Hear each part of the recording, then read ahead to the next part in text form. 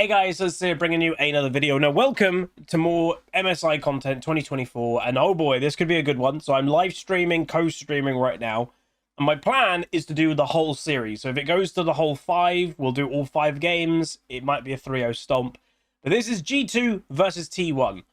Very quickly, I'll get rid of my camera. As the beginning, I block the 3 because it's the only place I can put my camera. So you're seeing G2 has banned Senna, Ashe, Rumble, and T1 has banned Draven, Lucian, and honestly, it's probably going to be another bot laner. Oh, well, Nico could be Nico support. Bot lane seems to be, again, the priority lane at the moment. Rumble, that ban, by the way, is Rumble support more than anything else, and that Nico could be also Nico support. We'll just say, so my horse in this race, who do I want to win? I want G2 to win for 2 reasons. One, obviously, European. There's a bit of that in me. But also, for those that don't know the history, the main analyst at G2 is a guy called Duffman. Some of you may remember the name because back in my semi-competitive days of playing on Absolute Zero, Duffman was my teammate. Duffman was a player for us for quite a while, and then he slowly was transitioning out of becoming a player, and he actually became our analyst. And basically, he became a professional analyst, and his CV and his work experience, if you will, that when he was applying to become analysts at these pro teams, was the analysis work he did at Absolute Zero, our team. And since then, he's obviously gone on and done amazing things. He's obviously been on G2 for a lot. I think he went to America and was on Cloud9 for a while. I think he's been at a few different places. But yeah, it's so cool to see. I always send him a message saying good luck and stuff, and hopefully we see a good play. And I do trust stuff, man. Like, we've seen some weird things already in the casting that I've done of, like, you know, drafts. I trust Duffman to draft them well. So, got Kalista and Varus. So, Kalista for probably lethality powerhouse that she is in lane, versus Varus, most likely lethality as well. Less of an early powerhouse in terms of, you know, being able to win lane, but he's very powerful if you get to mid to late game. Lilia, just quite a nice jungler. Xin, very becoming like the pick of MSI, or one of them. Very strong in the jungle. And one of the things I think is a underestimate thing with Xin, it gives you time and damage. So if there's a pick, it is Tristana mid. If there's a pick like Xin and they give you good damage, they can win trades, they can win duels, but they also can buy time. And how does he do that? His ultimate. You know, they can't attack him within his own ultimate and all this stuff. It's so powerful. Tristana most likely mid. Now that Twisted Fate pick could be a flex, and that's obviously a very powerful thing in drafting, is having a pick that can go multiple places. That could be Faker playing Twisted Fate mid, but that also could be Zeus picking Twisted Fate top. It's quite hard to know what that's going to be, and that makes G2 like kind of having to guess, if anything. So Zac, next round of bans, Zac is the next one banned. So again, you know, Zac top lane, very powerful. Probably very hard for even a Twisted Fate to deal with, if I'm honest. You thought a Faker retired? Nah. I think he will eventually. Like, the thing is, though, that you have to realize, I remember about, how do I say, 5 years ago? Yeah, about 5 years ago, there was a really big talk in the League community about how pros are becoming old. I think that has all died down in the last couple of years because people were starting to be like, oh, he's 27, he's well old. No, he's not. Like, Jesus Christ, if you're calling someone who's not even 30 old, yeah, I don't know. So Zac and Nautilus ban for T1, Renata and Talia. Okay. I like the Talia ban, actually, because that's a good counter pick against Tristana, so that stops them drafting Talia against Trist and then putting Twisted Fate top. But yeah, like Faker right now, let me just very quickly, Faker, I would say he's probably like, he's 28 years old. He's a year younger than me, still at the top of the game. Like, it doesn't look like he's gotten worse at all. But yeah. Is that the guy there behind the players? Oh, I've not noticed. Duffman, he has gone on stage before. I'll have a look if they pan to G2 again. He's not changed in this whole time, by the way. No. None of them are Duffman. He'll very likely not be there right now. He's given all the analysis that obviously they're ever going to need. Yasuo. Oh my god, they just drafted Yasuo in... Okay. Is that Yasuo count? That's a Yasuo counter to Twisted Fate. That's what that is. Oh, okay, that's cool. So Duffman will be backstage, likely on, as dumb as it sounds, a computer. And he'll be having all the data that he ever could imagine on like T1 and what they're expecting. He may have a link in audio. I'm not sure if that's allowed, but he'll basically be working more stuff out right now. And during the whole game, so he'll be watching this kind of like us, but he'll be noting down exactly what T1 is doing. Oh, they warded that bush at that moment. They went, they walked as a team at 1 minute 30 there. He would have done that for every game leading up to MSI. He would have been doing that for every game in MSI. That's what an analyst does. Part of it anyway. Hey, M Giant, 40 months of Prime says, wish you a nice stream, Huz. Keep up the great work. Thanks, dude. So draft-wise, Yasuo, Lilia, Tristana, was it Callista and something? I'll be honest, this game really, I would say depends, as crazy as it sounds, on top lane. If Twisted Fate can have a relatively free lane phase and he can kind of go, that's a problem. But I really like the idea of Yasuo as a counter pick to Twisted Fate, because in an all-in, Yasuo will win that every time, like pretty much every time. The power, obviously, of Twisted Fate is the gold card, and obviously Yasuo can just wind wall it if he's, nearly guaranteed.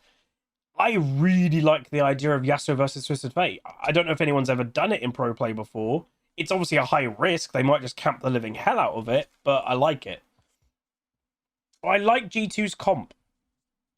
It's, dare I say, it's risky, obviously. It's probably more risky than T1's, but that's the thing. T1 is going into this as the favourite. Sometimes when you're going in as the underdog, you have got to do something a little bit risky to win, It's where, like, sometimes when you kind of at the beginning, not in the group stages, in the initial stages that has all the kind of outer regions, you see some wacky stuff out there because they're not expecting to win, so they're in essence trying to cheese the win a little bit. Hey, Shigale. Yeah, hopefully this will be a 5-game series. I agree, Hayne. And again, hopefully people enjoy the Twitch chat in the top right. It's quite small, so you don't have to pay attention to it. Obviously, this video, by the way, this first one may be on HuzzyGames, but if I'm not uploading stuff on HuzzyGames, it'll all go on Huzzy Extra, so make sure you're checking out the second channel. We are, I think, roughly right now 2/3 of the way to getting that channel back to YouTube Partner. I do need to record more Mana Lords, though. I've got no more Mana Lords. I just haven't had time. But here we go. So we now get in-game audio. Let me know if you need me to turn it up at all, Twitch chat, because then I will. I'll turn it up maybe a little bit. 30 seconds until minions spawn. All right, let me know if that's cool. Okay. So mid lane. Oh, I just noticed what Faker's doing. Faker didn't go grasp Azir. I respect Faker. He didn't go grasp. He went Hail of Blades. He went aggressive Azir. That right there is a confident player that's like, no, I can just straight up beat you. I don't need grasp. Oh, what are you doing, Faker?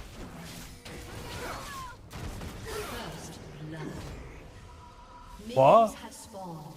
So Faker, I guess, was trying to go get vision, is what I would guess.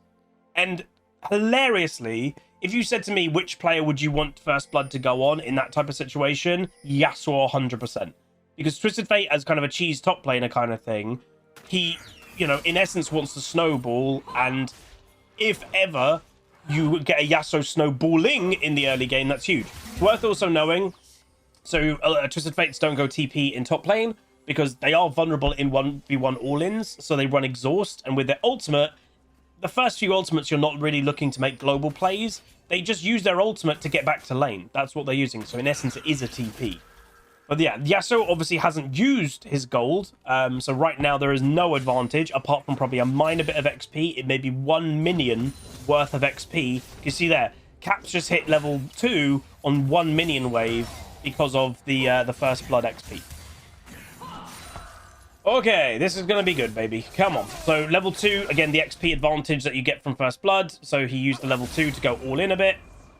Obviously, the one thing I don't know is I don't know how good these players are at these champions.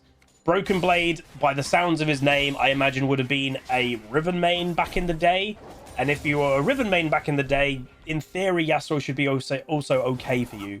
It's a high mechanical champion. Riven arguably is harder than Yasuo in a few ways. So I think he should be okay as Yasuo. It just depends how much practice he's had. But at the same time, this is where, like, again, Duffman is genius. I imagine, obviously, Twisted Fate top lane has been a thing for a while now, and teams probably predicted it was going to be a thing going into MSI. This is what you have in your back pocket. You have a counter pick in your back pocket that you don't show early, and you show when you have to get wins. When you're playing against T1, that's when you bring those picks out. You have to try and beat T1, right? They're one of the favorites of the tournament. Okay, so not really sure why Alistair is kind of shadowing Xin a little bit in the jungle. Maybe they're already feeling a bit nervous. I'm not sure. Kalista already going back. Weird base timings a little bit, I will say. Obviously, one of the negatives of Tristana, if you want to say it as a negative, in mid lane, very powerful, good duelist. A lot of mages cannot cope with the early pressure. But, lane gank potentially. She auto pushes. Her E obviously does a bit of AoE damage. This is actually pushing towards G2. They don't have any vision in this bush though. So T1 are doing actually a really good job. Look, they're not making it obvious at all. They're not going for any little pressure. They're not giving anything of like, oh, our jungler's coming. They're not making it obvious. And what they're wanting, you know, the base is happening from Xin and he's stopping it and stuff. They're wanting G2 to engage. They're like, look at us, you can engage. And they might even double group up to make it really obvious. But is that too obvious? Nice early flash. That's good. But that gives obviously information to T1 that, the jungler's top lane. We can maybe make a play in bot. So one thing I also want to just say, remember when we've done these commentaries, and hopefully again you've watched some of the ones on Huzzy Extra that haven't made it on HuzzyGames. I think I've decided this first one will go on HuzzyGames. But yeah, here's the all-in, and Faker just disengages. Exactly what he needs to do. Do not take that trade on a Azir or something in the early game against a Tristana. You're not going to win it. So again, disengage is the best thing to do there. But yeah, the thing that all the good teams that we've commentated so far, the thing that they do best more than anything else is they will get, you know, deaths. They will die. They will make mistakes. But every time they make a mistake, or every time, oh, we've died in top lane or we've died in bot lane, they always get something elsewhere. And that's how you basically, even if you get a death, you never actually truly get behind. So like if, say, you know, Lilia ganks top lane again and they manage to kill Twisted Fate, then Xin might go, right, I'll do Dragon. They're always responding to it, and that's what really good teams do. And you can do that in solo queue, by the way. It's not as effective in solo queue because you're not as, you know, you're not communicating as much. But if you're a jungler in solo queue and you are seeing, oh, my top lane is being ganked, yeah, try to make a play the opposite side of the map. Even if that's Dragon, or go for a gank in bot lane because you know the information, you know the risk is less. But that's what the best teams definitely do. So what? It's Faker TPing back to mid, presumably. Yeah. No, nice. Level 6. Obviously, he doesn't have flash. But right now, he doesn't have the damage. Exhaust not even used, by the way. Interesting. Xin is in the area, but that isn't early engaged. Dude, they're damaged, though. I think they're okay. Yeah, they are actually. Oh, my God. G2. So what you've just seen there is a little bit of panic from G2. So Tristana TPs, everyone's here. Basically, what G2 do not want is T1 to make one play that can snowball them a little bit. Because that's what T1 is so good at doing. And that's what all the best teams are good at doing. Get that one play, bam. The fact that G2 responded that, let's say, heavily of Tristana TP, Lilia's here, let's not make anything happen. It does show to me that they're a little bit panicky. So again, I would actually want them to calm down a little bit. And I think that would be better in the long run. Because the fact that Tristana TP'd and stuff like that, you know, you could be missing a bit of XP in mid. Luckily, she actually didn't miss much at all. Don't go for this play. Faker's just going to ult you into tower. Oh, okay, W miss. Oof. This game, I'll say G2 so far, they're playing it okay. They haven't let T1 get anything yet, which is good. I can't find the hole. There we go. Okay. Alistar on the way back bot lane. Advantage right now in bot lane. Just pure... Oh, you're going to get ulted into tower caps. Oh! Good flash. One more. Oh, solo bowler on Faker. Oh! He solo bowled Faker. Oh my days, let's go, Caps. Ooh, that right there was good. So Tristana is designed to beat mages early, by the way. This is where mages kind of suck in mid lane. They don't win against anything that's not other mages, right? So like AD carries go mid, mages loses to them. Assassins in mid, mages loses to them. It kind of sucks for AD carries. Nice combo, exhaust coming through, but Lilia's here too. Zin ultimate, which again is all about the delay. Double sleep, let's go, G. Oh my, oh, the flash knock-up prediction from Broken Blade. Oh my god, G2 has turned up mechanically. Oh my god, that prediction flash Q. Oh, Zin would have gotten away if Yasuo didn't do that. Oh my god, G2. Now this is a series. See, this is what I miss with pro play. I do miss watching pro play. Oh. So again, this was risky because you're jumping on an Azir who's just going to ult you into tower, but then the ultimate behind his ultimate to then flash to get the auto. Oh my god, that was so good by Caps. Again, please do the whole replay. So obviously double Q by the Lilia. Drowsy, both asleep. They don't get to use the Zin ultimate. Easy kill. This is it. Watch this. The reaction time was insane. Zin flashes and Yasuo flashes. Oh, they paused. Okay, so I will say, I don't obviously know who has paused. Sometimes, and it has happened before. So this game is snowballing for G2. What is the best thing for snowballing? Keep going, keep going, keep going. I hate sometimes to say it, but sometimes the team that is getting snowballed on will come up with a reason and go, oh, my mouse isn't working, pause the game, and it just slows down the tempo and basically hurts the team that's snowballing. It is a thing. We are doing all games, yes, Nathaniel. So game one, I think I've decided I'm going to upload this on HuzzyGames to my main YouTube channel. The other games may be on HuzzyGames. If it's an insane series, I'll upload all of them on HuzzyGames. If not, they'll all go on Huzzy Extra. I don't know if I'll do them as all individual. It depends, honestly, how the series goes. If it's 5 games, then maybe I'll pair like some of the games together. If it's 3 or 4 games, maybe I will do it individually. I'm not sure. Shouldn't that be considered cheating if you can prove it? I guess, but yeah. Because like right now, from looking at that, no ref is like standing behind one of the players being like, oh, what's wrong with your keyboard or anything. So I can't really see who paused it. Hey, Bindi Boom. Because normally when someone pauses it, they have like a technician come out to the person who's paused it and go, oh, what's the problem? And they'll come with like the spare keyboards and stuff. So I'm not really sure who paused it. Hopefully it's not a long one. What the hell are them Red Bull? Like those big Red Bull cans. Red Bull is the sponsor. Drinking coffee. That's funny. That Yasuo flash prediction was insane, man. Like, oh my god. Like, to do that... Just to do that in... Like, if you see a Yasuo do that in solo queue, in high rating solo queue, you're like, Jesus. To do that on stage at MSI against T1, the reigning world champions... Yeah, that's kind of mad. So Broken Blade...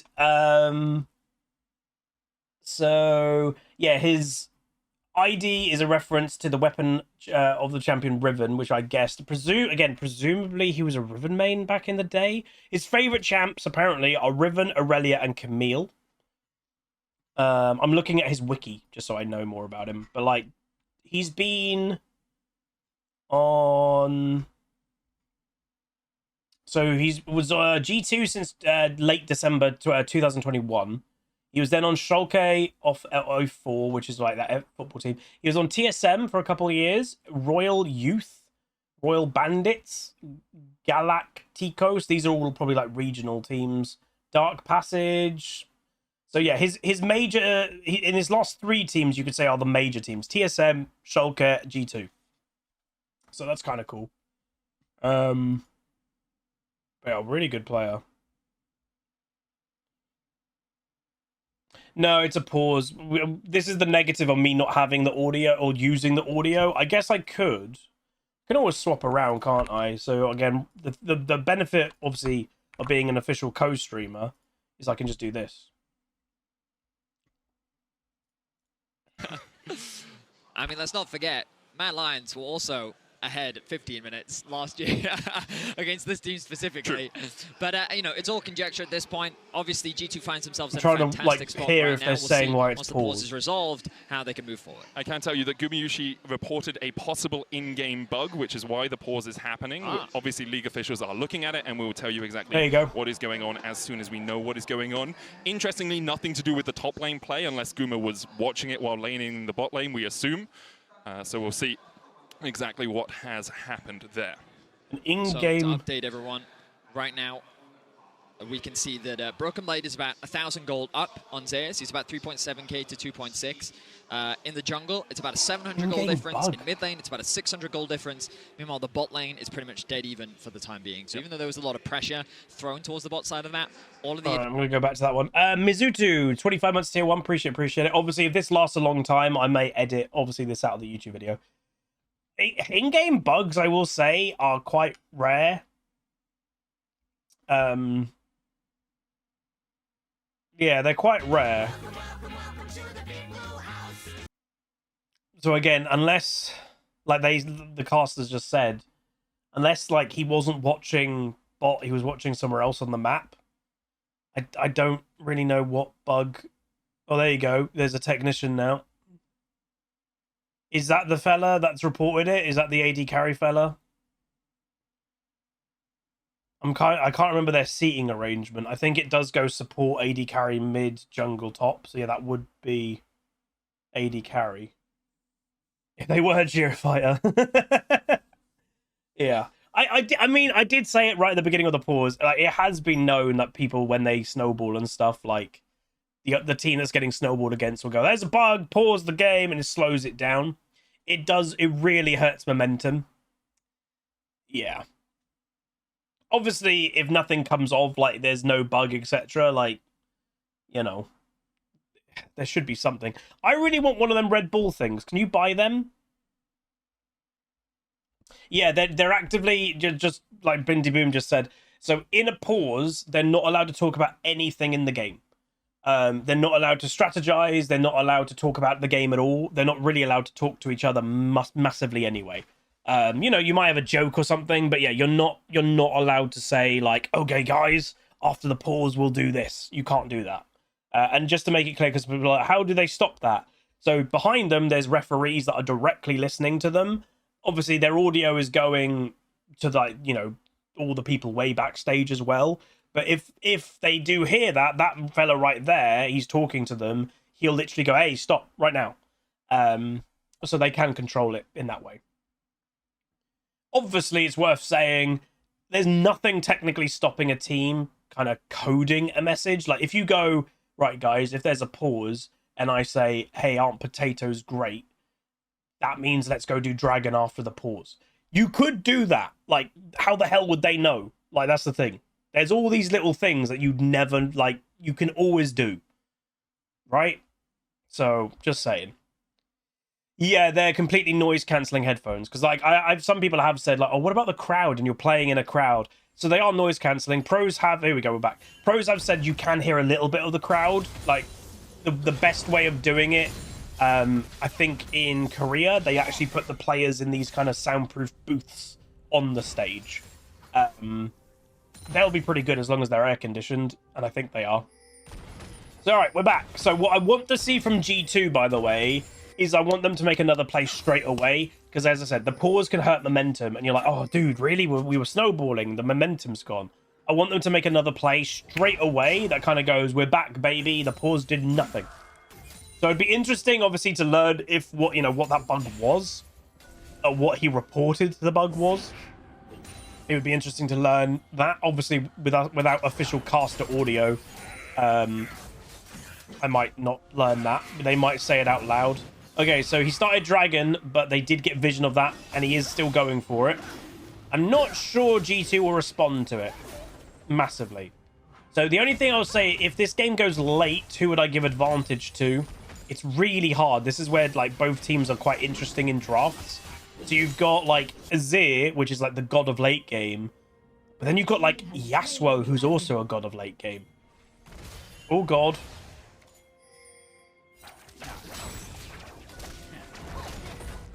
I mean, that's 75 gold just wasted for Twisted Fate and some gained for caps. I don't love his roams though, so that's going to give Faker a plate. And obviously earlier we saw the panic TP bot lane. I think Caps needs to, and then go, oh dear, oh dear, oh dear, just ult him. Okay, you're not ulting him yet. Okay, he's ulted him now. Oh, Twisted Fate. Yeah. That's obviously the annoying thing with Twisted Fate. He can just do that from as a top laner. No other top lane champion can realistically do that. So we know he doesn't have flash. That should give, I think, obviously Broken Blade, I think, would have had 1 plate, and now it's going to get 2. So gold-wise, it's still going to be advantage for Yasuo, but that also gives Faker a plate as well. So Faker now has had 2 solo plates as an Azir in the early game. That's not fantastic.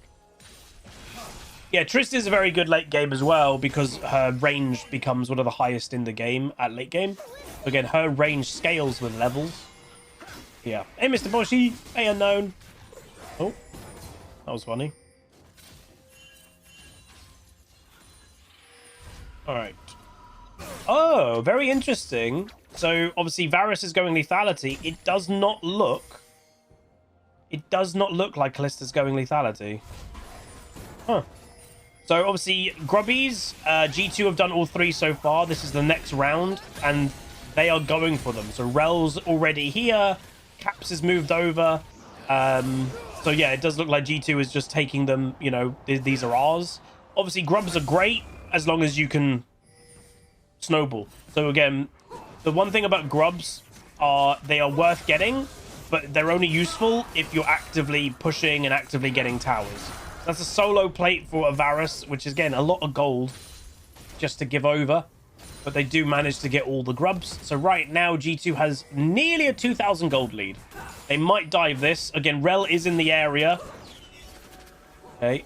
Oh, they are going for a big play. Good ward by Rel. Fantastic ward. So definitely felt something was going on. So just preempt warded against it. Oh, there's Faker. Hello. And Twisted Fate with a Azir ult, but Tristana can just jump. Lilia on her way. 2v3. Don't take the fight. But to me, again, a Twisted Fate who's already down 30, 40 farm, doing that kind of weird roam, that's like, oh god, I am actually losing. Because again, I do think Yasuo is just an inherent counter to this Twisted Fate pick. So Twisted Fate on his way back top lane. So what are T1 doing? They're bringing Faker top lane as well. He's got Nash's Tooth as a power spike. I would say this is a potential death for Broken Blade, which is not ideal. He does get another plate. So, yeah, I think he is actually going to go down, unfortunately, which, again, is going to be a bounty. So he's going to try and do damage. Oh, it's a bounty. Faker got a bounty. That's not ideal. So G2, so as I've always said, when a play happens, you always want to try and make something else happen. So G2, oh, Faker's now TP to mid. If G2 need to try and get out, and now Twisted Fate ult, so, oh my god. So this is the unfortunate thing, man. Since the pause, it's given T1 time to calm down, and they now are controlling the game. I do think if the pause didn't happen, I think G2 would have just continued to snowball. Again, I hate to say it, but I do think that's true. Hey, another pause! Okay, now, G2 may have paused the game, being like, they're snowballing. Hey, we've got a bug. Slow down the game. And again, I don't actually blame if G2 did it, because T1 did it. So, yeah. Yeah. It's the, I don't know. It's, pauses, to me, I've always been a bit meh about, because, like, I don't know. Yeah, like, we're not getting bugs, right? There's not bugs that are going on. Let's be honest. We all know there's no bugs. Should we go get caster audio again just to see if we can hear what they're saying? Here we go. TP back, and it's that type of map movement that I think T1 has so heavily relied upon, and it's also one of the ways this TF is what, like, still, even after that, because he didn't get the kill, 1.3, 1.4k gold behind. This is a TF. He is a built-in cheating gold passive, and right now, Zeus is looking like he legitimately is just a gold card stun bot. The problem is, if G2 play a little bit too far forward, that gold card alone, as we saw in that final play, can be more than enough. Yasuo is, I think, a direct counter. T1 striking back very effectively here. As you say, a lot of the movements of Faker and Owner through the jungle. G2 disrespecting a little bit as well, overstepping when they didn't know where Faker was. The bot lane play was stopped by a good ward, but Broken Blade was a little bit too far forward, did manage to get himself a couple of plates, and overall has about 1,300 gold lead there. That said, I also hope that Talk G2 about don't why it's overact paused. this. They are still in an advantage Oh, within this medic. game. And this alone isn't enough to bring T1 back from the deficit that they have found themselves in. But it is, I think, a good moment to kind of calm down, because especially that play in mid that happened off camera, they were like a turret deep, trying to, I think, pressure. I don't know what exactly happened there, and I think that play might have been a little bit overzealous. I think the biggest things to T1 is that Faker is now a full level over Caps. Because bear in mind, That's with rough. Caps' roam, he lost the wave, and then he got another killed and pause lost has another happened. one. Then this play just happened, where Caps is going to lose even more now off the back of that. So Faker is in a very firm advantage. What was a 600 gold deficit in mid is now a 400 gold lead. And the fact that Faker has been able to bounce back is a scary situation, because Gumayusi down towards the bot side has still been gaining small advantages over time, largely because of the roams from Is there a Mickey. limit on pauses? And now that Carrier I finally don't gets involved in the rest of the map, he's able to find a quick kill, and T1 bringing back the competitiveness. What was a 4-0 start for G2 is now all of a sudden 4-3. We are going to get back on into the game. It was the same issue as last time. Gumayusi had a Oh, it's him problem again. with his keyboard, and here we are. All right, sorry, I'm swapping back. So I just wanted to hear why the pause happened, and it was apparently Gimme Yushi, whatever the hell you say his name. It was that again. So his keyboard, apparently. Wait, replay? What's this? Oh, this is the Faker TP flank. Really, again, this is why sometimes, by the way, some people always go, why do you put a ward in the mid lane, like a little bit over halfway? So it's two reasons. One, you can do a TP flank play like that if you've got TP. Also, it is vision. So if someone is like pretending that they've based and they're kind of standing a bit more back, what the hell? Okay. If they're standing a little bit more back, that ward sometimes can spot them that, oh, they're not actually basing. So they were looking for a play on Faker. They're looking to kill the tower, but they are giving Rift Herald over to T1. Again, we are going to start to see, obviously, towers start to fall. And so far, no towers, apart from that one, are dead. But G2 are going to respond with a tower and dragon. So overall, I'd say that's a net positive for G2. But they are still holding on to a 2,000 gold lead right now, which is good. But you can see here, and this is the good thing, you know, okay, Faker's doing okay, but he's only 300 gold ahead. Where compared to jungle and top lane especially, yeah, G2 are doing okay. The problem that you've got with obviously modern Azir, we all see Azir's buy like 2-3 damage items, and I don't know if he's going to do it this game because like he's not gone Grasp of the Undying, but like he could just buy a Frozen Heart. You know, Azir's apparently can buy 2-3 damage items and then go tank. So win probability is still in G2's favor. Caps can win this 1v1, by the way, if it is a pure 1v1. Caps is just buying time. Do not use his ultimate, because you want to save the ultimate to do make sure he can't ultimate him away. And they are going to get a nice kill there. They do use, I presume, Rift Herald in top lane. Did they use Rift Herald or did they not? They've killed top lane tower. They may have saved Rift. Oh, yeah, no, they didn't use it. Zin still got it. You can see it over in the item area. Obviously, remember, tier 2 towers are worth incredible amount of gold. If you get it as a solo, you're getting roughly 700 gold for one tower. It's an incredible amount of gold for one thing.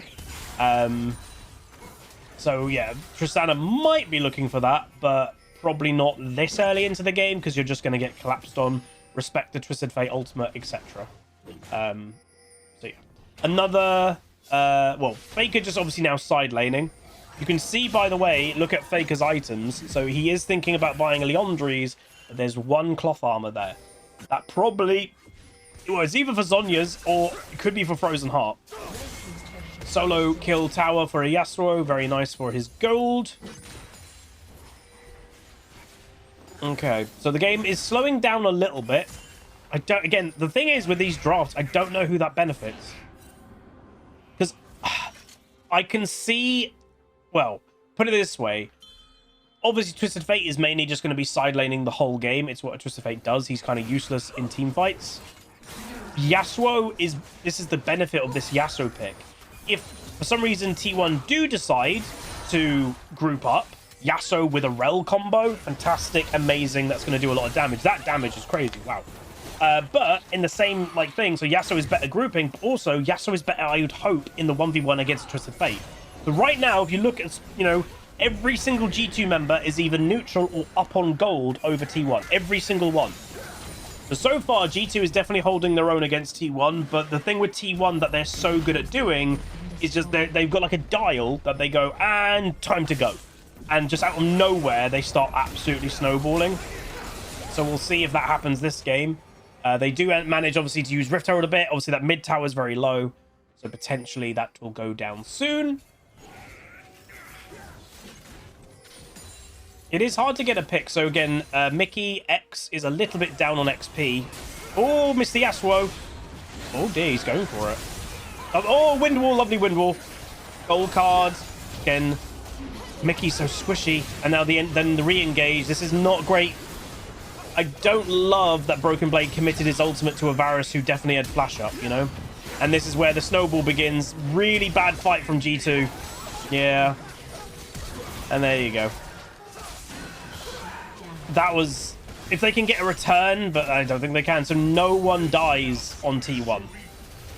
That was just not a good decision by G2. Going for a near dive on a Varus that can ult away. That Yasuo ultimate would have been so much more useful in the fight elsewhere. But also, yeah, at this stage of the game, Mickey is so squishy. And yeah, this is what T1 can do, man. I've said it. I literally, they turn a dial and they just start winning. They're magical at this. So again, you're never going to kill this Varus. Like, even if he didn't have flash, by the way, he's not dying to that. And then, yeah, Mickey dies, which is not great. By the way, the Varus. And then, obviously, Twisted Fate Ultimate can flank people, get gold cards, stuns. And now you're playing the game of... We're trying to run away, but they've got really good tools to re-engage. Azir's got high range or engage. Azir's got his long-range W. So, yeah, not a good fight. That actually now nearly brings the gold lead back to even. They are 300 gold away from being even. Twisted Fate actually does the highest damage in that fight. And again, Twisted Fate's not really designed to do well in team fights as AD Twisted Fate. Oh, Mickey. Should be okay. So you can start to see a lot of grouping is happening. I don't think G2 need to match it right now. I would send Yasuo bot lane, force Twisted Fate on side lane, because you've got more 1v1 kill potential in that way. He has teleport, just in case it goes bad. So yeah, this is becoming a 5v5. This is so weird. I would not expect this game to be a 5v5 yet. Because I'd still expect Wind Wall. Again, Wind Wall, you've used it already. That gives the engage to Thingy. There's the Varus ult. They are going to try and all in. They do get the Varus, but again, they focus him so much that they were taking damage the entire time they were going for him. So it lets... Well, that wasn't even Varus, by the way. That was a Twisted Fate. So yeah, they focus a Twisted Fate who's not the carry. Like, ugh. They're leaving an Azir and a Varus at full health. I think G2 need to stop these fights. I don't think these fights are going their way. And T1 now has taken the gold lead. I honestly think the best thing that G2 could do is go send Yasuo side lane. Like, genuinely. Why are you even there? There's no reason to be there. Ugh. So, annoyingly, G2 played this game really well early, and it actually was really close, and you could tell G2 were playing well. They've completely thrown it. Because they just wanted to take group fights, when I don't think at this stage of the game you need to. Go use your Yasuo advantage on side lane. I don't think Twisted Fate can realistically stop him. Go put Yasuo bot lane, and then hover around Baron and use that pressure, right? So you can see Faker is completely untouched this entire fight. He doesn't even hit his ultimate, but he doesn't have to. So Faker in this entire fight, and even Gimigasu on Varus, they will both not hit once in the entire fight. They are the two main carries for T1. Twisted Fate is not. In essence, this game, he is a gold card stun bot. Twisted Fate's normal job in top lane is side lane pressure, side lane pressure, side lane pressure. And he's not even doing that right now. I prefer my pronunciation, Fraz. I think it gives him a bit of a ring. What is it actually? Guma, what, how the hell are you? Varus. The Varus fella.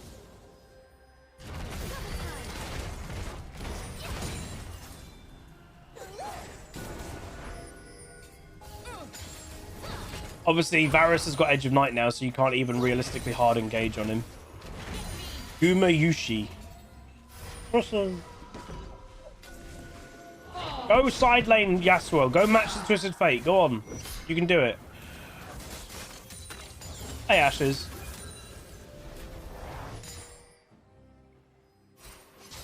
Alright, he's doing it. But you've got to be careful of a hard engage now. If Twisted Fate isn't with the Yasuo, then he's looking for a play. So that's Faker coming back with a completed Leandries. That is a pink ward trying to be complete by Rel just to see what they were doing. Flash into a gold card, into death. They're not respecting it. So again, tier 2 tower will fall, but that's potentially Baron. Yeah. It does kind of seem that T1's teamwork now is just starting to take over.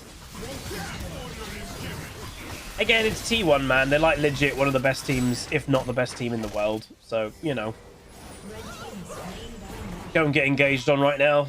They still have Twisted Fate ultimate, by the way. Okay, just disengage. What G2 need to do, they can just slow down the game. How do you slow down the game, by the way? You side lane push minions in, so even if they go mid lane, they have to go, oh, but our side lane's getting pushed in. We need to care about that. If you just match them all in mid as 5, you're not slowing down the game.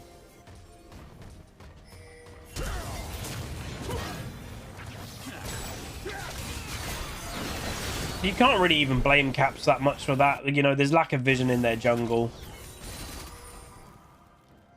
It was a flash play by an Alistar. What do I think G2 could do if they have a way to get this game back?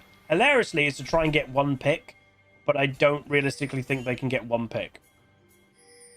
The only player that will actively walk around alone on the enemy team is Alistar, because he's absolutely crazy tanky. And in order to kill him, you'd have to burn a lot of stuff, and it would still take a lot of time. And enough time would pass to try and kill the Alistar that people would turn up. That's the point. All right, so Caps is overstaying again. He's going to be dead.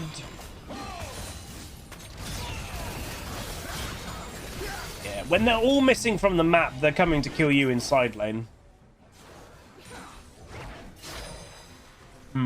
Damn, this game started so well. The pauses started to feel sus.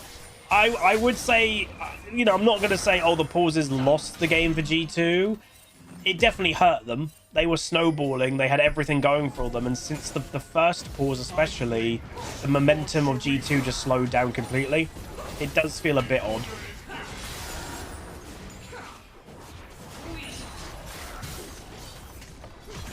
Tier 2 tower for T1. Again, share of 700 odd gold, which is very nice for both of them.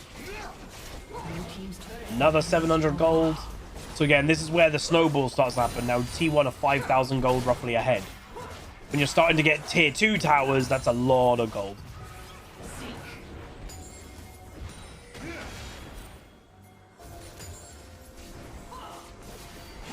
Alright, they're going for a Faker play. Again, I like the idea of it. Ooh, Faker misplayed that. He's trying to... Wind wall, good wind wall. He was trying to buy time for his team to turn up. Oh! Okay, they still actually have Yasuo ultimate. They didn't use it. Drowsy only on the Xin. You have to focus front. But that's the thing, to kill an... Oh, there's the Yasuo ultimate! Oh, he goes down, and the Zen ultimate stops DPS continuing. They do end up getting that. Caps, how much can he do? Probably not enough right now. And yeah, the Callista, unfortunately, can't really get enough spears on people to kill them. G2 played that okay. I would just say the Alistair, you just saw it there. He delayed that fight so much by being in the middle of G2. That is where like Alistair and Rel, they basically play the same role. But Rel has better engage, arguably, than Alistair, but Alistair survives for so much longer.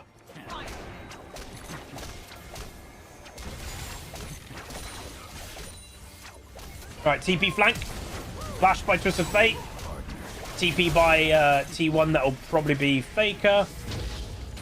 And yeah. So every play that G2 is trying to make is just being countered at this point. That's when you just, again, the game is pretty much over. So if I were G2, like, again, in my analysis, what would I have done different? I would have put Yasuo side lane more. The risk of putting Yasuo side lane is if T1 make a big play with, you know, Twisted Fate TP. But I think there was a moment that Yasuo was so far ahead that you basically, he would have pushed like mad and you would have had to match it. Otherwise, Yasuo would have just gone mad, like side lane, side lane, side lane. So I do think they lost that opportunity a little bit.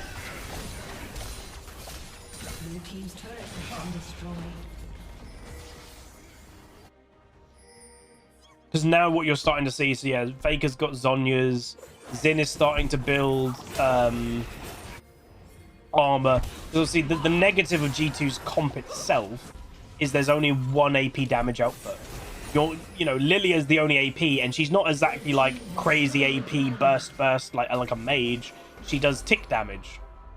So it's not like she can kill everything straight away. Oh, you know, the whole enemy team's building armor, I'll be crazy AP damage. It's just not what Lilia does. She does good tick damage, but it's not incredible burst. So when your top lane, your mid, and your AD carry are all AD, it's easier to itemize against. So that is, I'd say, with the one, if I had to say a negative of G2's comp, that is a negative. So they might be going for another pick on Faker, potentially. So Faker 4 items complete versus Caps is 2. And it's an Azir who's supposed to be late game and not really supposed to have early. Yeah, he went Randuin, so there's the pick. Very nice. They have to try and continue this play, I would say. But now, okay. I mean, it's still good. Again, I did say earlier, what does GT need to do? They need to get picks. It slows down the game. One less person on T1 means they can't force plays. So that's what G2 are doing. They look for a pick, which is exactly what they need to do. Baron is up very soon, as in now. I think G2, obviously, Faker's dead for another 30 seconds. He doesn't have TP, which also GT will know. Potentially, they should look for a fight. Again, Mickey right now, I would say he's squishy. He's really squishy. There's a Rel that's behind. Yeah, not very strong. So here's the Baron force. I do like this, by the way. I think they've got to be careful, but I do like they're doing this. I think this is an option that they need to try and take. That was Twisted Fate ultimate, by the way. Flanking to be on the same side as T1. They're just going to kill Mickey before the fight begins. And, hey, they did get Baron. We need a really good wind wall. Where's your wind wall? Wind wall hasn't been used yet. G2 could just disengage, by the way. They don't have to take this fight. They've got Baron, you know. I don't think we saw wind wall that entire fight. I do think he got kind of stun lock CC'd, which obviously is not ideal. But they keep Baron on 2 people. But the problem with that, yeah, you got Baron. All of T1 are alive. Faker's now respawned, and they're in your base. That's not good. Caps. Oh my god. That's the Azir damage. Caps. Okay, good win wall. Alright, Rel respawned. They do have Baron minions, obviously, and that's going to be a great, like, defense, but I just don't know if it's enough. So, one thing you'll always see in pro play more than anywhere else. Oh, it's not worth going for a Twisted Fate like that. It's not worth it. He's so low priority compared to an Azir and Varus. And that is going to be game 1. So, really, I'd say it was a good game. G2 did so good in the early game. Obviously, it's T1. As I said, they can just turn that dial and they start winning. But I would say definitely, it felt, at least to me, that pause really did screw with G2. They were so snowballing, and then like, you know, a 4 or 5 minute delay. It just takes the kind of oomph out of the play. That does suck. But G2 can take it. You were beating T1 early game. Hopefully next game there's no pauses. And I would say their next draft, if anything, I would go with maybe a mage mid lane. That's what I would say. Like having an actual mage, because I think it's just better. You know, Faker overall is a mage player. You know he's going to be on a mage. But yeah. But anyway, that's going to be game 1. Hopefully you guys enjoyed. Let me know what you think down below. Let me know what you think about game 1. Oh, let me see here if I can spot Duffman, by the way. Let's see if we can quickly spot him. He might not even be on location. Oh, that's him in the grey suit. On the right, I think that was Duffman. It was hard to completely tell. I think that was Duffman in the grey suit. I think. So he would have been basically making notes into the entire game and then probably giving those notes to the coach. But anyway, that's going to be it. Like, comment, subscribe. See you guys next time. And hopefully game 2 will be good. But anyway, peace. Hey guys, Huzzy here, bringing you another video. Welcome to game 2 of G2 versus T1. T1 did take game 1. Very quickly, we'll get rid of my camera. So bans, exact same bans for G2. Senna, Ashe, Rumble. And then other bans of T1 were Nautilus, Lucian, Draven. So still very highly prioritizing bot lane bans. Interestingly enough, actually, I just remembered, Nico got banned in the first rotation, I think, from G2 instead of Ashe. And instantly Nico was picked by T1. Zach also obviously was banned by T1, so now G2 are picking it. I honestly, if I was G2, I'd just get rid of the Twisted Fate. It seems such an annoying, like, little annoying pick. I think just getting rid of it is just worth it.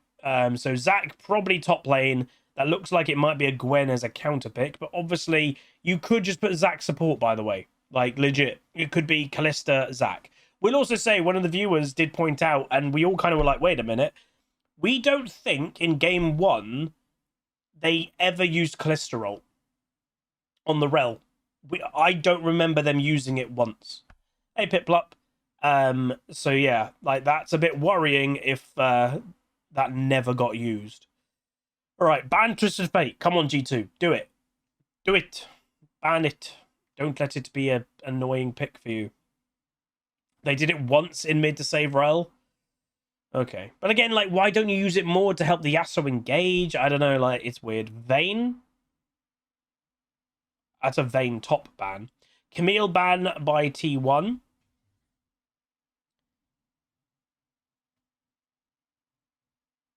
Okay, next ban. Again, Alistair could be still high prio. I do already, like, in some ways maybe prefer G2. The fact that they've got, like, oh, Rek'Sai is, like, bruisery, more tanky. Zac is an actual tank. There's a lot more survivability on G2 than they had last game. Rel banned and Poppy. I guess Poppy is technically a counter to Zac. Of his engage, you can just press W and Zac can't engage. Viego, I would put Viego in one of the strongest champs in the game right now. You know, combine his kit, and I think just strength level is very high. So yeah, seeing a Viego does not surprise me at all. No Twisted Fate ban. So T1 have saved top lane as their last pick. So they could go Twisted Fate again. They could go something else. Oh, that sucks. Yeah, that's very true what Fraser said. Like, Viego himself is busted, and then you can become someone else who is broken. I'm Lethandril. Welcome to the 24 2-month sub club. 2-year sub club. Appreciate it. Thank you very much for the long-term support. All right, Orianna and Leona. So that draft is Rel. By the way, Leona's more tanky than Rel, so I like that. So Kalista, Leona bot, Orianna mid, Rek'Sai jungle, and Zac top lane. And Ornn, okay, so thankfully no Twisted Fate, because again, that's a really boring pick to watch. So you've got Ornn top, Viego jungle, Faker on mid, Talia, and then Varus and Nico bot. I really hate to say it, I prefer T1's draft. I think T1's draft, it's got so many, it's like easy layered damage that, like, you know, you hit the Varus ultimate into the Nico combo, into the Talia, like, boom. With an Ornn ultimate over the top, like, it's such a nice order of things versus G2's that basically G2 is hoping, like, we hit the Leona ult and then we kill one person. I prefer T1's. Oh, and I will say, if T1, yeah, maybe Albin de Boom, if they had Jinx, like a better hyper carry than Kalista, maybe agree to that, yeah. If T1 win this game, I think it will probably be series over in 3-0, unfortunately. Because, like, when you've lost 2 games, in your head mentally, it's a best of 5. If you lose the first 2, you're like, well, we've got to win 3 games in a row to win this series. It's so demoralizing. Reverse sweeps have happened. They're rare. You know, they're very rare. And unfortunately, in this one, hey, Joe Magic, I hate to say it, but, like, yeah, I prefer T1's comp. Because, like, they have good scaling. They also have an Ornn that is going to be just like, you shall not pass Gandalf. And also giving them all like an extra 1,000 gold worth of strength and scaling. We'll see. We'll see. I think if G2, I think Zac would have to get quite involved in, like, earlier dragon plays and stuff like that. Yeah, I'm not liking the Kalista pick so far. I don't know if, like, Hans Sammer is just like, is that his pick?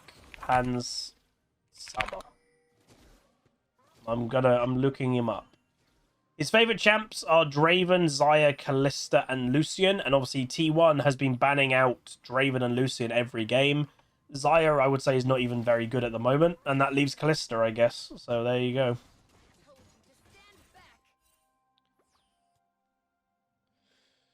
Yeah.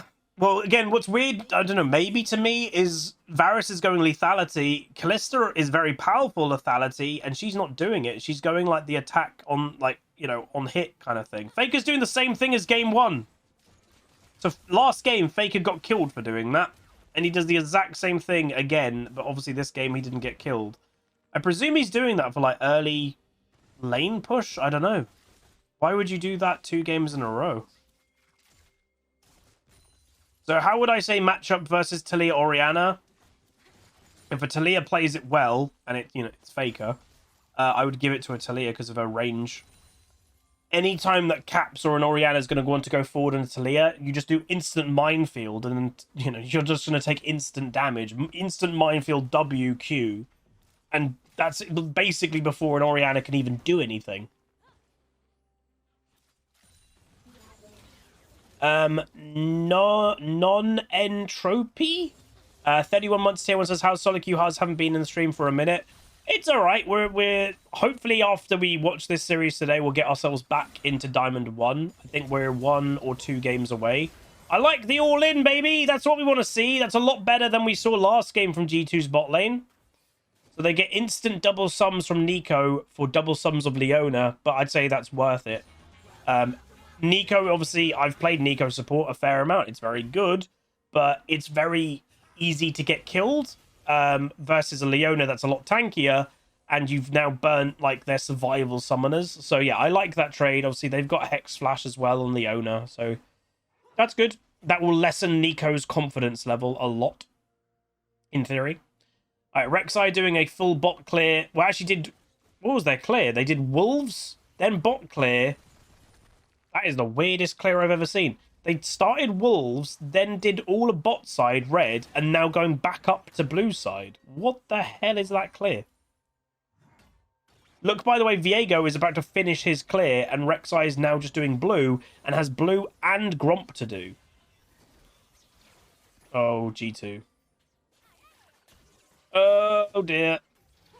Viego obviously is here. Remember, Leona does not have flash. That probably is a dead. Yeah. Doesn't... Oh, God. Viego doesn't even have to use flash for it.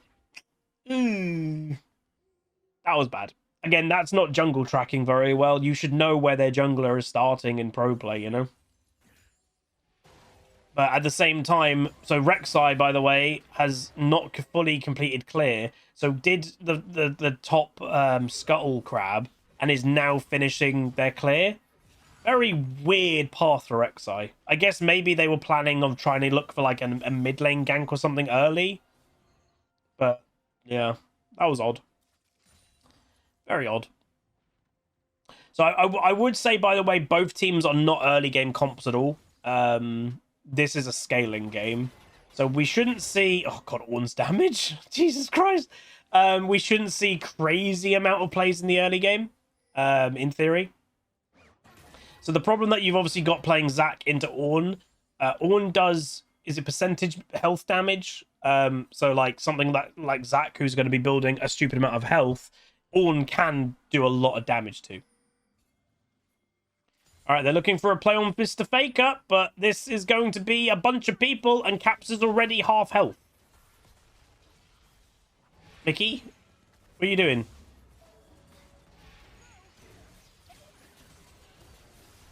I don't know. I hate to say it, but the Mickey guy is making quite a lot of mistakes in Game 1 and Game 2. That was odd. The play was not on then. Like, you just disengage, don't take the play, and they just walked straight into 3 people off T1. That was really odd. Oh, nice smite by Rek'Sai. Again, remember, smite stealing and making sure you're getting your own counts is very important for your jungle item. The quicker that you get jungle, the quicker your smite upgrades. It gives you pressure over dragons, etc. if you have an earlier smite. So yeah, I think Mickey needs to... Oh, is it the in-game is too quiet? Okay, I'll turn it up. Oh, I don't know why it reset. Hang on, sorry. There you go, that should be a lot better. My audio reset. Apologies for that. Let me know if that's better. I don't know why it reset. All right, Rek'Sai doing grubby. So G2 prioritized these early, by the way. I will say T1, by the look of it, we obviously watched T1's game last week, and now T1's game, you know, we've only seen game 1.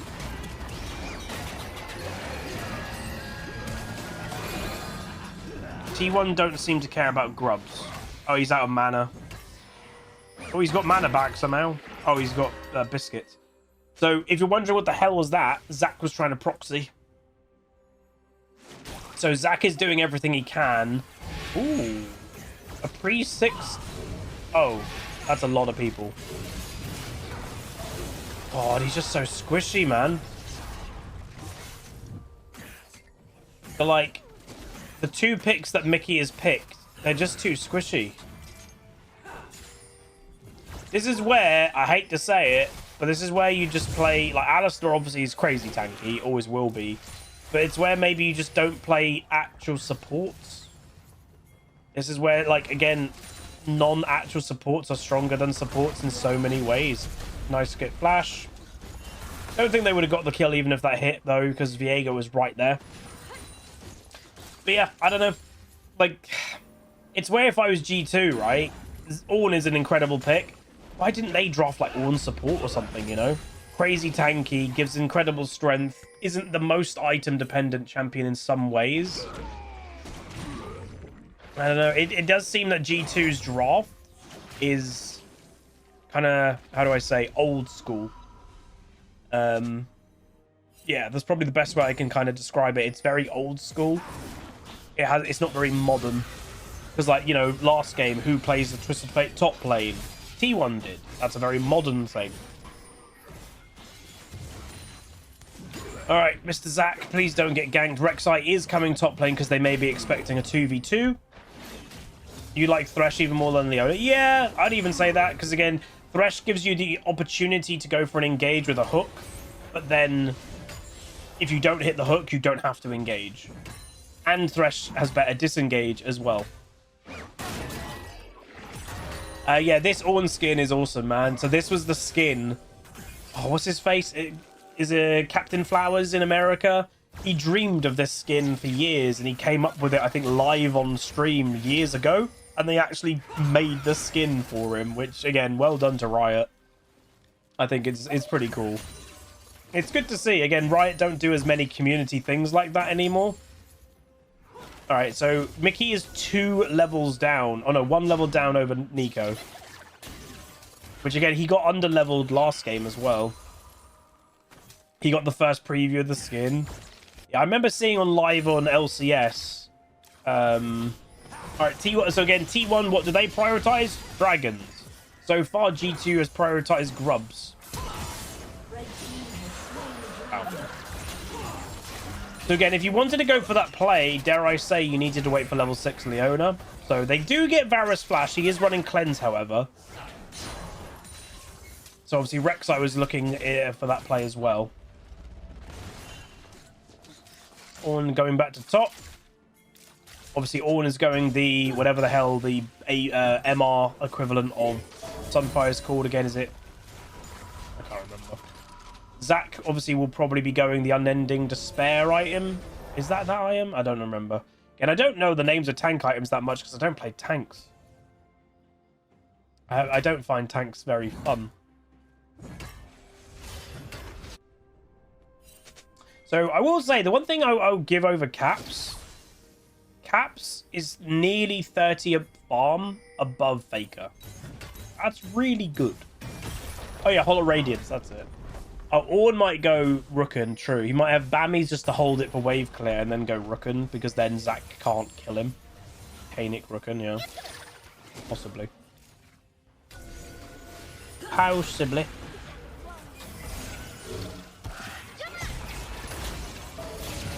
Someone's getting caught again, but the re-engage could happen. Oh, again, they did delay it. Boom! Big Orianna ultimate into the Rek'Sai ultimate, but they're completely outnumbered. They do potentially go for a fight in bot lane. Zac is looking for Faker. Faker ultimates away from the Zac. So that turns into a 1-for-1. Oh, Mickey needs to... he needs to stop getting caught. Both games, he's getting caught so much. He's 0-4. T1 have only got 4 kills. They're all on the Leona. All right, so the Nico support is stopping a jungler take grubs. And that is, again, modern supports that aren't support champions. They have so much more strength. You know, you wouldn't see a Leona being able to do that. You wouldn't see a Lulu being able to stop a jungler taking them. And Nico can. A Nico can. A Camille support can. A Shaco support can. Those are the differences with picking these kind of more modern supports. Oh, Faker's dead! Kill him! Yay! So I will say, Faker obviously is the GOAT. He's like legit one of my favorite players of all time, and like I respect him so much. He is definitely not playing perfect in this tournament, but I will also say it's Faker. And what I mean by that is, if Faker's against you in solo queue, or if Faker's against you in pro games, what do? You focus Faker. So it is hard for him actively to survive when it's who he is, you know? You do not want him to do much. So I will say there is that element to it. All right, so T1 look a little bit lost at the moment. Or what do we do? Oh, Faker. I don't know if they've got the damage. That's an early Viego ultimate. That was a really good disengage. I like that. Well done. They didn't get Faker, by the way, is held to this flash. How much confidence does he have that he's like, yeah, I'm not gonna flash there. Oof. Does Showmaker still play? Is Showmaker in this tournament, or is he in a team that's competitive anymore? Because obviously for a while everyone was like, oh, Showmaker's the new Faker and all this stuff. Is he still a thing? He's still on DK. Are they in this tournament? I don't even remember who's in this tournament fully. They're not? Oh, wow. So Zac, by the way, he's now, you could say, online with his first item. Ornn probably now doesn't have kill pressure on a Zac. He heals too much and does too much damage. So... well, the problem that you've got, obviously, Zac is great. He's very strong. But where Zac in top lane kind of loves is he actually can bully a lot of, like, you know, bruisers and stuff. Zach is not going to kill an Ornn.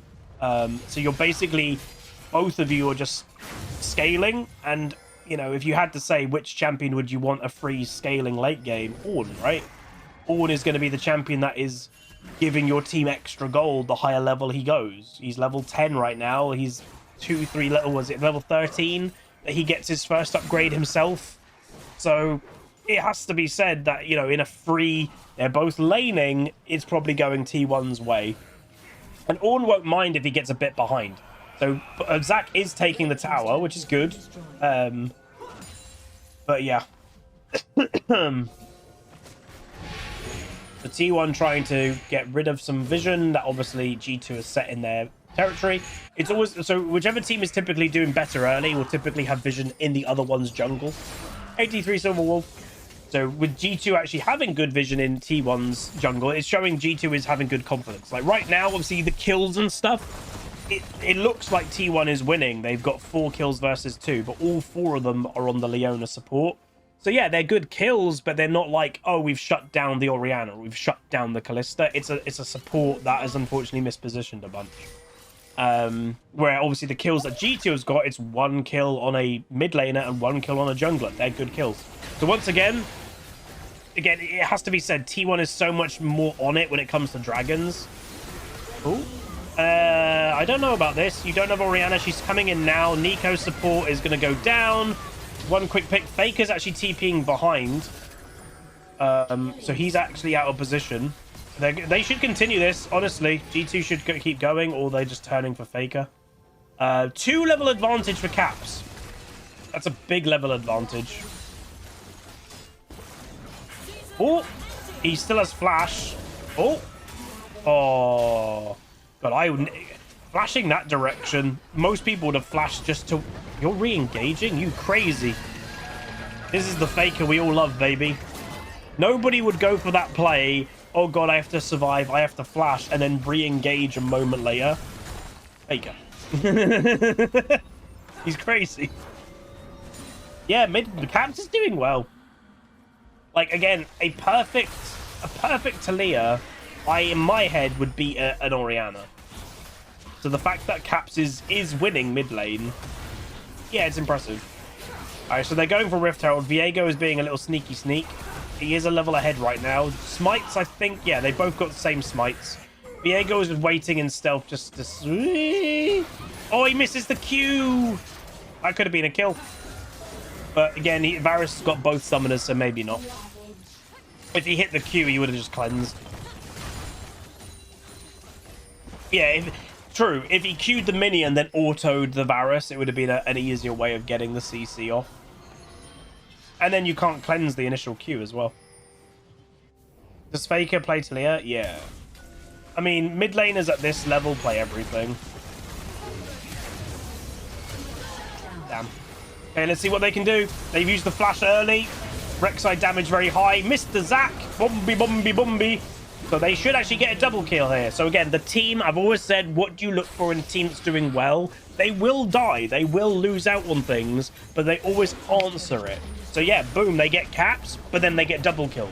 So this is good by G2. So 2 games in a row, arguably G2 has won the early game. Now, I will say, I will scream to the heavens if I randomly see a pause. If I see a pause and it slows down the game in favor of T1, I will be a bit miffed. Go on. Oh, that damage from Nico, by the way, though. Ah. Oh, he missed. He nearly got that. Oh, wait, no, he didn't miss. There's another tower, so he couldn't hit that one. God's sake. Is that... They know he's there. Oh, don't. Okay.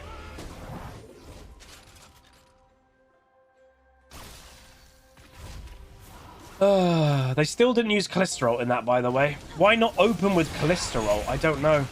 Like, to me, that's more of a shocking, like, bam, we're getting Cholesteroled on. And really early flash by Viego, but they had to because you're just going to get knocked up by a Rek'Sai. And nice play by G2.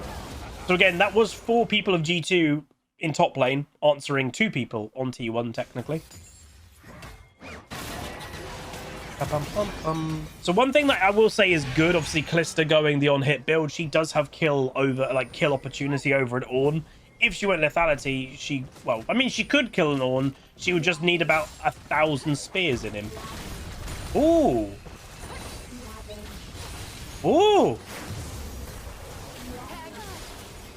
Dude. T1 is playing very confident. It's T1. They should play confident.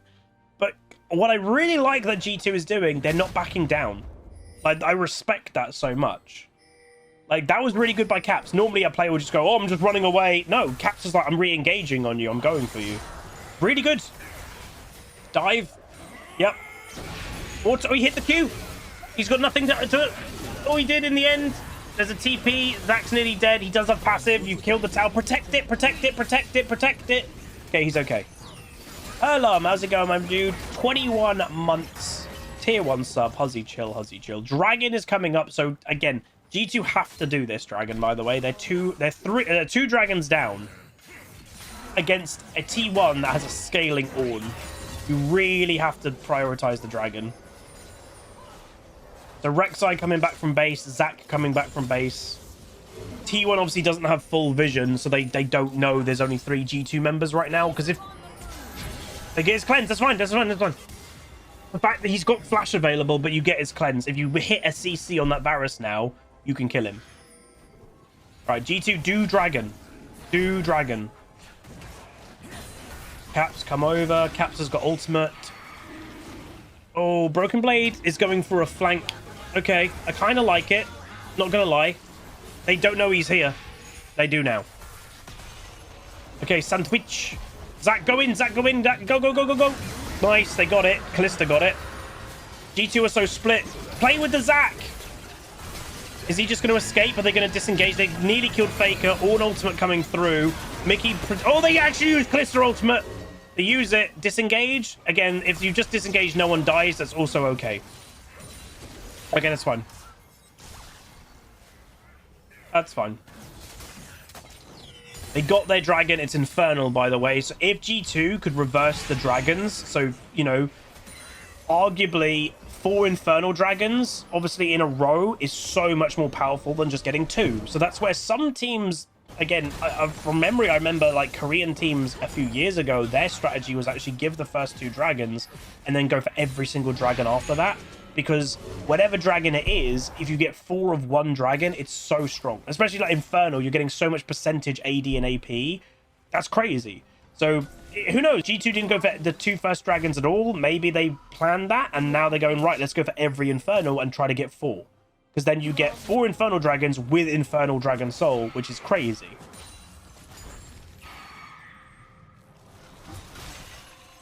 I do like that definitely Mickey has calmed down, by the way. He got caught 4 times in the early game. He's now calming down. Varus, annoyingly, has Edge of Night, so that does hurt a Leona going for a Varus, because she can't just go for the ultimate, because Edge of Night will block it. So Zach right now is going to be healing a lot, by the way. But they did use and burn Zach passive. So you can see T1 is feeling nervous. They're having to travel as 3 people in their own jungle to get a bit of vision down in their own jungle. They are feeling nervous. Surprised Hansama didn't go the lethality build. I'm not. I think it's got more likely kill pressure over something like an Ornn if you go the on-hit build. Like, to kill an Ornn with a lethality, you'd need so many spears in it. They act bad.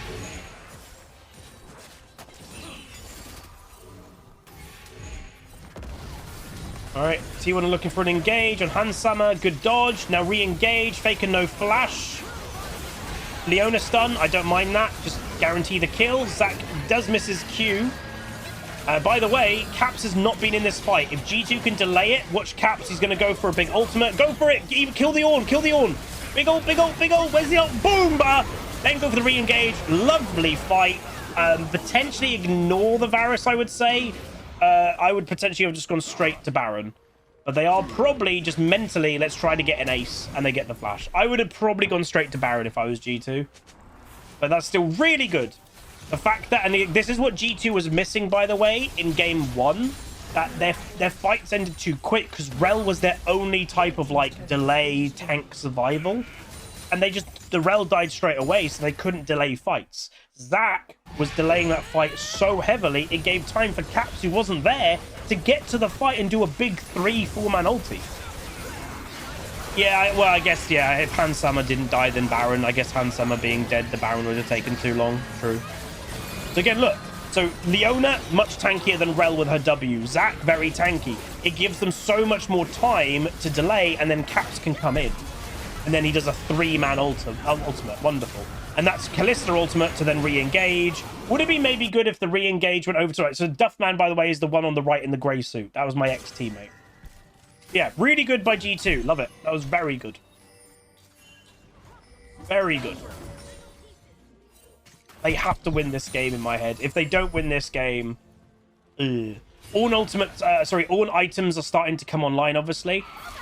Careful. So he's upgraded his own Yaksho.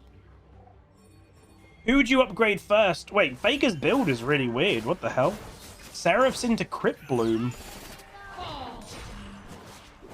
That doesn't do any damage. Damn. So Faker's got a survival item in Seraph's the Shield, and an item that, yeah, gives him pen, but the more thing is, it gives, like, a heal to his team. It's more of a team item than, like, a pure I'm gonna carry item. Maybe because he's not having the best game, he's just doing a build that prioritizes his team a bit more. You know? And the best players know when they're not having that game, and they build accordingly. Yeah, CDR as well, yeah. Oh, G2 looking for a pick. They are in vision, 3 of them. Dragon, by the way, is coming back up, so that's why you're seeing grouping. So as I said, G2 will try to get every single... Oh! Bomba! Nice Q! Quiz follow-up! Very nice. Jungler's dead. Let's go. Faker's out of position. Oh, the... When you need to hit a Q, you hit a Q. Very, very, very nice. They could go Baron and ignore the Dragon, by the way, because the likelihood of T1 having the confidence of, like, let's go do Dragon is low. They might, again, it's T1, right? Like, they'll be thinking about a win condition, and their win condition is get Dragon Soul. So you can see they are... Okay, this is really good by G2. They're putting 2 people over there and putting the rest of them around mid, so they can't just go, let's go do Dragon. But then you can do Baron, because it's a Kalista with Blade Ruin King and Ginsu Rageblade. She'll kill it very quickly. That's really good decision-making by G2. Love it. So it's maximizing. We can get the Baron with 2 people. We also can deny the Dragon. You now as G2, what you need to do, you need to base very quickly, go buy with any gold you've got, then go straight to Dragon. The hell was that? That was a visual bug from the replay software. Yeah, look at the Zac. How does that Zac get there? Not in vision, by the way. That's correct. Faker did use Flash early. How did he get there? He didn't TP. He's got TP available. Oh my! Honestly, and this Q stop was great. Autos the ward. Wonderful. So G2 are not backing off. Kill the tower really quick. Kill the tower really quick. Really good knock up by Rek'Sai. They're going for blood. Okay, so they're seeing this is their opportunity to win. They're just going for the win. Big re-engage. Nico doesn't do enough damage. Not dead though. Really good Q by Zac. He's got passive. He'll be fine. Viego having to use ultimate to disengage. Faker doing what he can, but again, his build is not crazy high damage. But he does get 1 kill. Faker re-engaging, and if I was G2, they might go for the inhib. Zac does get stopped on the mines. It's so risky staying. I would disengage, go do Dragon. But yeah, they've upgraded the base. That's really good. Oh, so they opened the base, is what I should say. Whew. Jeez, this game's good. This game, I will say, and again... I hate to put a cloud over game 1. If there wasn't a pause in game 1, this is what G2 could have done. They were snowballing so hard. I do think it could have continued, but the 4 or 5 minute pause just completely slowed G2 down. That's why that pause to me was a bit sus. And again, people will say, oh yeah, he did another pause later. Yeah, he did another pause later, maybe to make it not look suspicious. MVP so far? What, in the whole series? Yeah, not really. I think G2's jungle has been doing really good. Whatever his name is.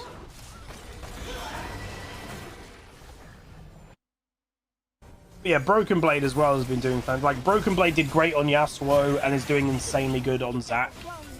But yeah, Yike is how you say it. He seems to be doing pretty well overall. So that's going to be a tower killed, and you don't get anything for that. So right now, if I'm not mistaken, yeah, the T1 have bounties on because they're that far behind. That's a tower that died. They don't get the bounty for minions killing it. Caps needs to be careful of the poke.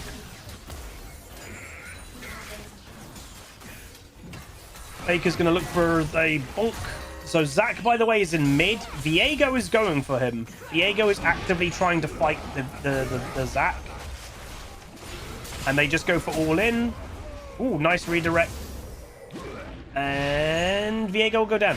To be honest, I'm a bit surprised that a Viego level 14 thought he could fight a Zac at level 16. Like, you know, yeah, he might do good damage to him, but you ain't killing him, let's be honest. That's a bad death by the Viego. They need to open this up. Just all in it. All in it. All in it. There you go. All in it before the Talia ultimate can come through. Hello, Miss Maya. Oh, ultimate on Faker. Oh, Faker flashes forward. Maybe he knew he was dead, so he's just going to go for it. Bit weird to see. The Leona E, by the way, it did latch. So even if Faker flashed, the Leona would have followed, by the way. G2 just need to end. Focus towers. Just focus towers. There's the Nico ult. Hits one person. Not enough damage. Really good Zhonya's timing. Kira's going to go down to Yike. This was a good game from G2. They needed to win this, because if they lost this game, it would be so unlikely. So now, what you need to do if you're G2, right? You need to be confident that we won both early games. This game, they got to snowball. There was no pause. You now, in a way, be confident that you won both early games, but you forget these two games happened. It's now a best of 3. You've got one game each. It's best of 3. You have to just win 2 games of the next 3. So yeah, really good from G2. Again, I think I'm going to upload these games so far as individual. I think these games are worth uploading individual. But yeah, hopefully you guys enjoyed. Do throw a like on it, throw a comment, throw a subscribe, and I'll see you guys next time. Peace. Hey guys, so this is bringing you another video. Welcome to game 3 of T1 versus G2. So this series so far has been fun. So hopefully we'll get a good game 3. So obviously it does mean it's not a 3-0 sweep. So this might be the first Western team actually taking a game away from a Korean team, potentially. So I'll take my camera away. So very quickly, bans for T1 are Draven, Zac, Rek'Sai, because obviously, yeah, Rek'Sai did very well last game. And bans for G2 are Ashe, Lucian, and Senna. So yeah, a lot of bot lane bans. Hilariously, this is, I don't know, weird, but like now that they've swapped sides, T1 have now prioritized the Kalista, and now G2 get the Varus. Caps is going back on Orianna because I guess he just felt really comfortable on it. And he doesn't, you know, Orianna can be a blind pick mid laner. And, well, what I would say is she can be a blind pick mid laner. Some assassins can do really well against Orianna-ish. But Faker in the last couple of years hasn't, from what I've seen, he's not really been prioritizing assassins. So he's been playing more scaling mages. And there you go. You get an Aurelion Soul. He was even going to play Azir or Aurelion. So he's picking his Aurelion now. Obviously, the thing with Orianna and Aurelion, you're not really going to get solo kills on each other in the early. And again, it's kind of that premise of who's going to be better in late game. In theory, an Aurelion. But if you get a big wombo 4-man ulti on Orianna, that's also really good. But I'd give advantage slight. Ooh, the Poppy. That could be Poppy support. So Jarvan, jungle. Poppy, don't know where. Other bans, so Rumble is being banned to get rid of the support angle. So obviously Rumble support has been a thing a little bit in MSI. Can actually pair very well with a Kalista as well. So they're getting rid of that. I would also ban, if I was G2, Zac. I would ban Zac. That's what I would ban. What is T1 going to ban? So they are going to get rid of any moment. Belveth. Okay. I would say that's a decent ban. I think G2 need a damage dealing jungler. I think they should pick Xin. Wait, what's already banned? Oh, Zac is already banned. Well done. I forgot. Yeah, G2 should draft Xin. Because one, it buys you time and it does DPS. So that's who I would draft if I was G2. Renata banned. Okay. Renata's not a bad ban because remember, if you're going for a big wombo and you manage to catch Zeus or Zeus or whatever, Renata can just keep you alive and also turn her big ultimate on you. Final ban for T1, Nautilus. So they're not, I guess, thinking it's Poppy support, by the way. I wouldn't underestimate if it is. Again, so far, G2's not really be doing the modern supports that basically not supports. This could be their first game of doing it. Obviously, it could just be Poppy jungle to counter Darius, to counter Jarvan. Because like Poppy later in the game when you're all grouping will counter Jarvan's engage. But if you put Poppy jungle when they're doing 2v2 fights in top lane, then Poppy's there to counter the Jarvan straight away. So that's Vi. Okay, I can see that. So I think, you know, Xin, Vi, that kind of thing you're looking for. What I like about the Vi, obviously you point click R on like, let's say Kalista or Faker, you're going to hit him. They can't stop it. So that's obviously really nice. And if you put an Orianna ball and you don't go out of range, it's a free Orianna ball as well. You believe Mickey X doesn't love modern support. So yeah, that doesn't surprise me. A lot of actual support players don't like it. Because it's not support. Twisted Fate, unfortunately, in top lane. So again, they are thinking it's Poppy now top. I think it's Poppy support. Like, since they locked it in, I think it's Poppy support the entire time. Because again, Poppy can flex into 3 roles. You can go jungle, top, or support. So now, I think you're going to see something that counters Twisted Fate. You could see... Could you even see Yasuo again? It pairs really well with Vi. It pairs... Wait, what? Oh, it's Camille support. Camille support's even better against... Like, Poppy is even better now in support, by the way. And there's the Yasuo to counter. I literally called it. T1 did not expect its Poppy support. Oh my days. They didn't expect it. Dude, that's hilarious. Right, I'm just going to shut my door a bit because I can hear Queen Pleb's gone into a meeting. Oh, what happened? Is Maya in the door? All right, give me a second.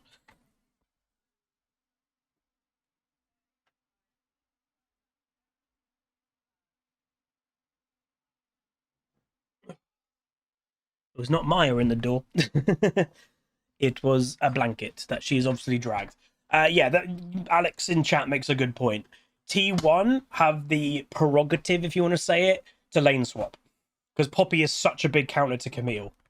And in essence, Jarvan and Camille get countered, right, by Poppy.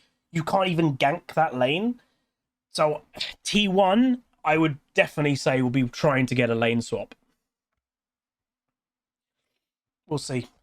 I would say this game, this is the first game, I think G2 has outdrafted T1. Because I actually think T1 did not expect it was Poppy support. I've been playing Poppy support. It's really good. What I'd be really interested to see is what build the Poppy's going. Is she going Hail of Blades or is she going to go Aftershock?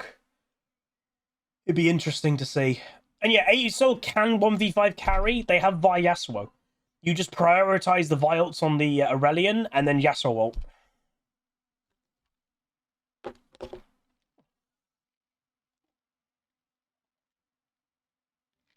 Well, you never know, Mothman. Poppy support is being played a little bit, but it might not be being played in Korea. Is there any reason pro sit in order? I think they're technically doing like the ones closest to the middle are support, then AD carry, then mid, then jungle, then top. Aftershock Poppy. Okay. And by the way, Hail of Blades Kalista. That's lethality Kalista. Yeah, Cadrill's doing well, man. I think, again, as I got out of pro play, and I know it sounds bad, I got out of watching pro play because I didn't like the casting. And I think a lot of people are in a similar boat, where people like Cadrill, so they'd rather tune into him casting it than the official casters.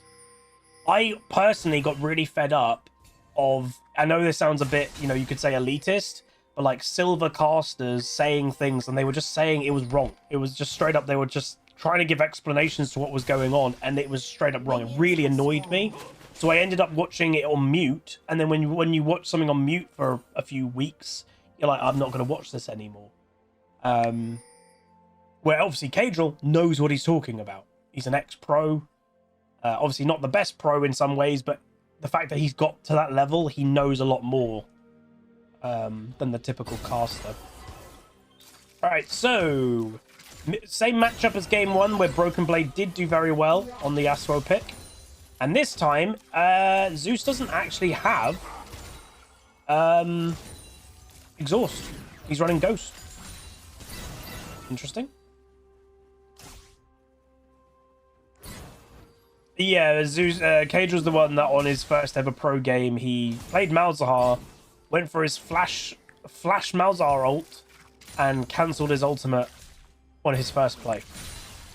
It happens. I've done that, and I wasn't on a main stage for my first ever pro game, you know? That's a lot of pressure.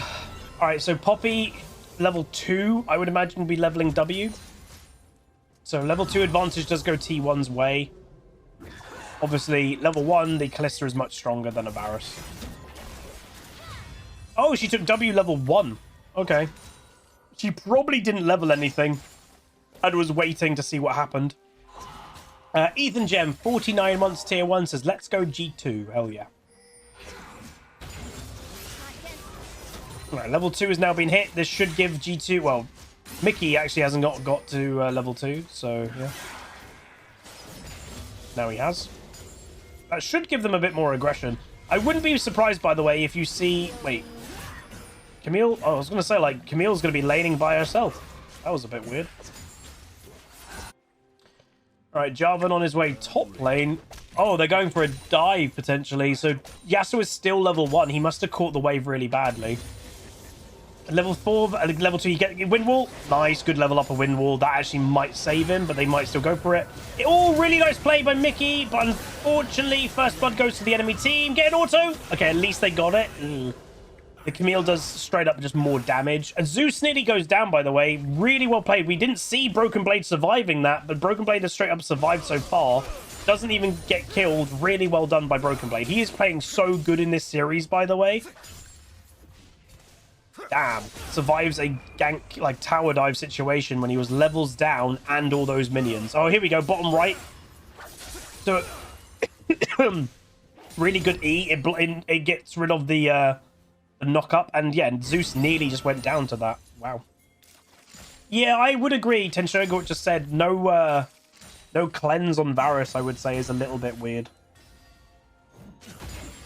Because, you know, he's going to be a gold card priority for Twisted Fate later in the game. Just that reason alone, I think I would take cleanse.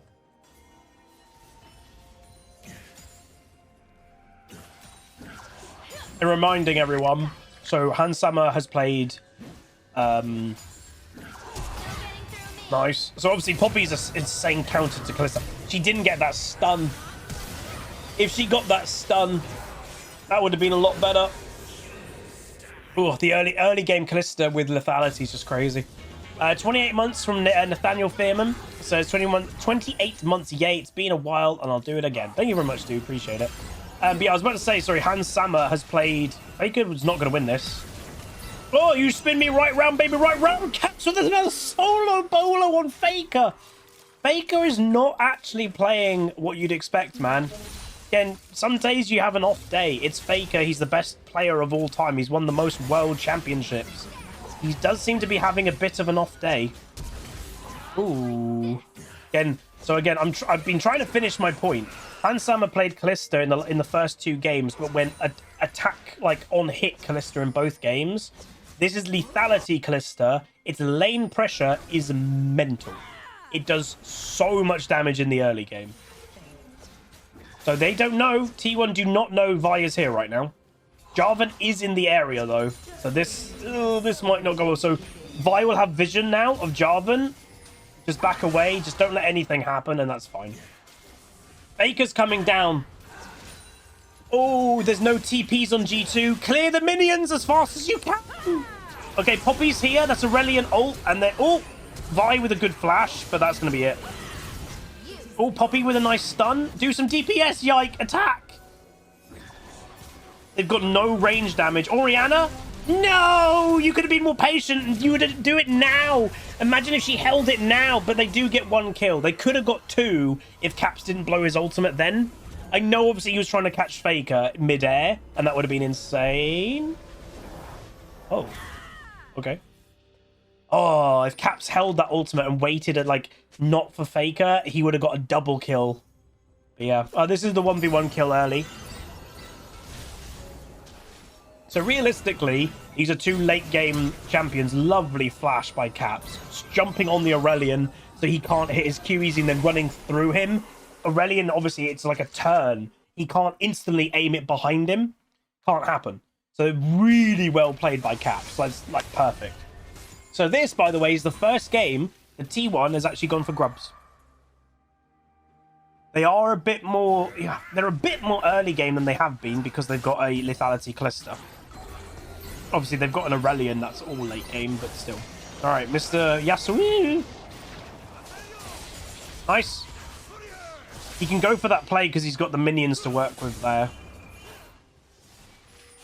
All right. T1 will kill all the grubs. Oh, my days. So, yeah, it's worth knowing, obviously, T1 did not swap lane. You know, to be honest, obviously, T1's bot lane is winning, which you could say is a bit of a surprise given its Poppy support, which is a big counter. But the early damage that a Camille and a Lethality Callista brings, it's just so much damage. Dare I say, maybe to even match that a bit better, should Poppy have gone Hail of Blades herself? Possibly. What's the reason behind Twisted Fate top? It can basically play into any modern top laner, because, you know, it's a ranged kind of cheese pick. It gets very ahead on gold because of his gold making mechanic with, I think it's his E. His split push pressure is mad because it can side lane and, oh, there's 2 people coming for me, I'm just going to ult away. And also it can obviously just do random, I'm going to teleport mid and try to get a pick with a gold card. So it's got some good things about it. Ghost being done by Zeus. Aurelion getting ulted by Vi. Caps misses his ultimate again. Poppy's in the area and does stop Faker. Gets the kill. Wonderful. That was a good roam by Poppy. Good to see. Yeah, I'm playing solo. I will be playing solo queue after this whole series. I'm doing the whole series because I think G2 versus T1 is a game that a lot of people are waiting for. All right, this could go. Oh, they had vision. Let's go. Big plays. Nice. Oh, she didn't hit the Q, but that should still be a dead Camille. G2 are winning the early game. 3 games in a row, arguably G2 win the early game. And I would say T1, the first time, has drafted a bit more early game, which is what I predicted with Lethality Callista. So if they don't win the early with Lethality Callista, yeah, they've still got okay late game with Camille, Aurelion, and Twisted Fate. But, like, I would say it's going to go into G2's favor. They didn't check there was vision in this bush. That's crazy to me that they didn't check if there was vision. That's mad. They just were sitting like ducks in a bush. Really good play. So I would say, and again, dare I say it? Yeah, I will. First game that Mickey plays a modern support that's not a support, as in Poppy. Poppy's not a support, really. And he's doing a lot better. It's kind of like modern supports kind of suck. So again, like, that's when people have said to me, like, you know, oh, you're playing Cheese Shaco and stuff. They're not cheese picks anymore. Like, Riot have ruined the support role. Look in this game, you've got a Camille who's a top laner versus Poppy who's a top jungler. They are not at all balanced as supports. Like, Shaco is just another one of those. I doubt you'd see Shaco in pro play. He's not a pro pick, like, champion. But in solo queue, Shaco support, it's legit just good. Like, it's the way that Riot's balanced the game right now. They've given way... And the reason it works, by the way, the support role makes way too much gold. Like, way too much gold for what it does. So when you are getting so much gold, you may as well play a champion that benefits way more with items, because you're getting so much gold that you basically aren't that massive disadvantage for not farming. And, you know, if you're playing a support like Lulu, yeah, you can try to help your AD carry, but why play that when you can play Camille and you can kill the enemy AD carry as Camille? Like, that's the difference. You know? It's crazy. Alright, so Kalista going back, getting more lethality, not prioritizing boots at all in the early game. Just going for raw DPS. Okay, grubs are spawning, so T1 obviously did go for the first set of grubs, and now they look to be going for the second set. I would actually like G2 to fight this. I think they're enough ahead. You know, both junglers have their Sundered Skies, but I think they're enough ahead that they could win this fight. Faker does not have an item complete, and Orianna's got their Seraphs. I do think that G2 could win the fight, especially with Poppy. Poppy could literally ult them away and then completely fine. And yeah, the T1 aren't even fighting it. You will die on this hill. What was ruined when it was allowed for champs like Brand, Lux, Vel'Koz, Xerath, Xayah, Swain to play support because it was too difficult to play mid for them. Ish. I'd say ish. I'd say that it was maybe a bit of a start of, oh, there's damaged champions now playing support. I'd say I'm kind of okay with some of those mages to play supports. I'm less fine with, you know... I'm less fine. No, Zyra's designed to be a mid laner. Most mage supports were not designed to be supports initially. Morgana was designed to be a mid laner.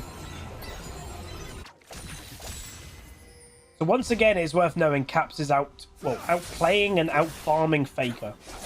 Obviously, Caps is known to be very good, you know. Yeah, Zyra is good in the jungle now because they've given her jungle scaling and stuff, but historically she was a mid laner. Alright, yeah, clear the vision, which is very nice. Right, I think G2 should go for another play with Vialt, personally. They could even go for a dive. That's the one thing that we've not really seen G2 do. You've seen T1 have like 4 people go for a dive, like quite early or whatever. We've not really seen... Oh, they're going for a play on Broken Blade, but he can just counter it with Wind Rule. Okay. The gold leads, by the way. Twisted Fate is slightly... Oh, W. Camille can't get away from this, by the way. Okay, here's a big fight. Nice, get rid of the Jarvan. Lovely W. Orianna ult. Oh, you could have used it then. Womba. Womba. Nice, good damage. Aurelion ult has the big wombo, by the way, because he's been farming well. They're going to kill Faker. Hansama goes for a funny flash. Oh, he got the kill. Oh my god, wait, what? Orianna over the wall got the kill. Whoa, nice. Warzy 123 21 months with Prime says, hey, Huz, recently started watching your vids again. Loving the Shaco gameplay. Thank you. Actually, unfortunately, last night I had a couple hate comments about my Shaco. People saying it's boring and everything, but like, I'm having fun. Shouldn't that be the priority? Like, there's no doubt I'm going to get bored of it eventually, but like, I think for a long time I was resisting the meta for so long and it's hurt me as a player. I'm like trying to stick to old school stuff. Well, if you do that in Modern League, you just don't do anything, man. I want to see this Orianna kill over the wall, by the way. So again, really nice play by G2. Disengage into re-engage. Perfect Poppy ultimate, by the way, because they did so well. And watch this. So Hansama flashes into the bush to avoid the damage. Caps flashes, ease the Varus to get the shield on him, and that got the kill. It may have been a W as well. But yeah, really good play by G2. Winning the early game very much. Again, Dragon has spawned. So again, with the early damage and everything that G2 have got over T1, they should go for every Dragon. T1, what they're going to start doing, and you can tell, they're going to start using numbers. So, you know, there's guaranteed one person in top lane. Okay, go there with 3 people. T1 obviously are hovering quite a lot of people around the Rift Herald, so they might just be looking to do that. Cap's going to try and go for a solo tower. I'm very impressed, I will say. Cap's, like, he's playing... The Tristana game was a bit iffy, but last game on Orianna and this game on Orianna, yeah, he's doing well. Caps is a very good player. Was he an AD carry main? and then he lane swapped to mid. I think that was what's happened before. The T1 aren't actually doing Rift Herald right now. Or was he mid? Oh, Hansama. Oh, that's 4v1. Yeah, I don't honestly know why Hansama's going for an aggressive Varus ulti alone in mid lane. Not sure about that one. Okay, this is what T1 does. So they'll suddenly just turn a switch and they'll start trying to snowball. Vi's going to come over, just stops the play happening. Good Poppy ultimate. Oh, yeah, it was Perks did it as well. Okay. Ooh, teleport bot lane from Broken Blade. So that will give the enemy team, that will give T1 Rift Herald. Interesting.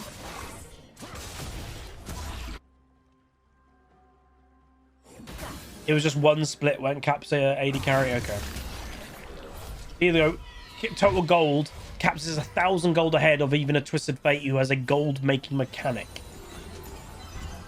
That's pretty good. That's pretty good. Okay, could Broken Blade kill Faker? He's got vision of him. He's a level up. The problem that you've got is Faker's just going to, like, fly away. He's got his knock up, but yeah. You're just not going to be able to get your knock up quick enough as Yasuo to get that kill. The Zeus might start grouping. They might look for, obviously, the Rift Herald mid to just break open the game.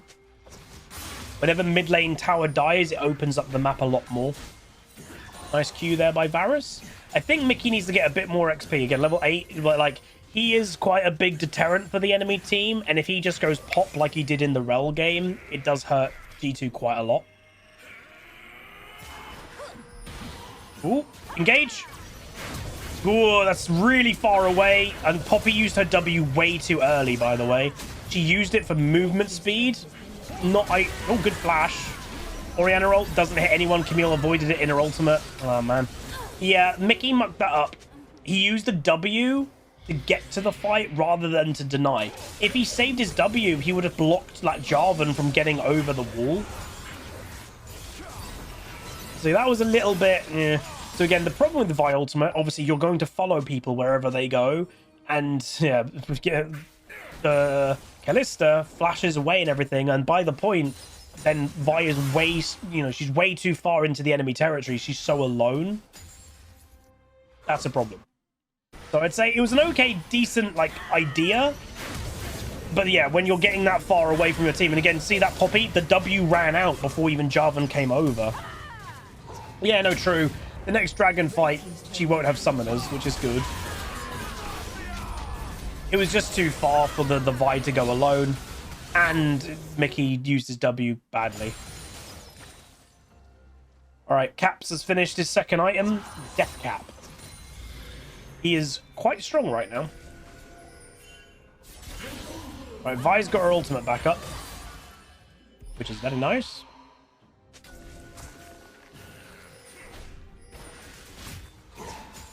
You hate the Twisted Fate pick so much? Yeah, I don't like it as well. Oh, good. Look at that. Look at that Caps damage.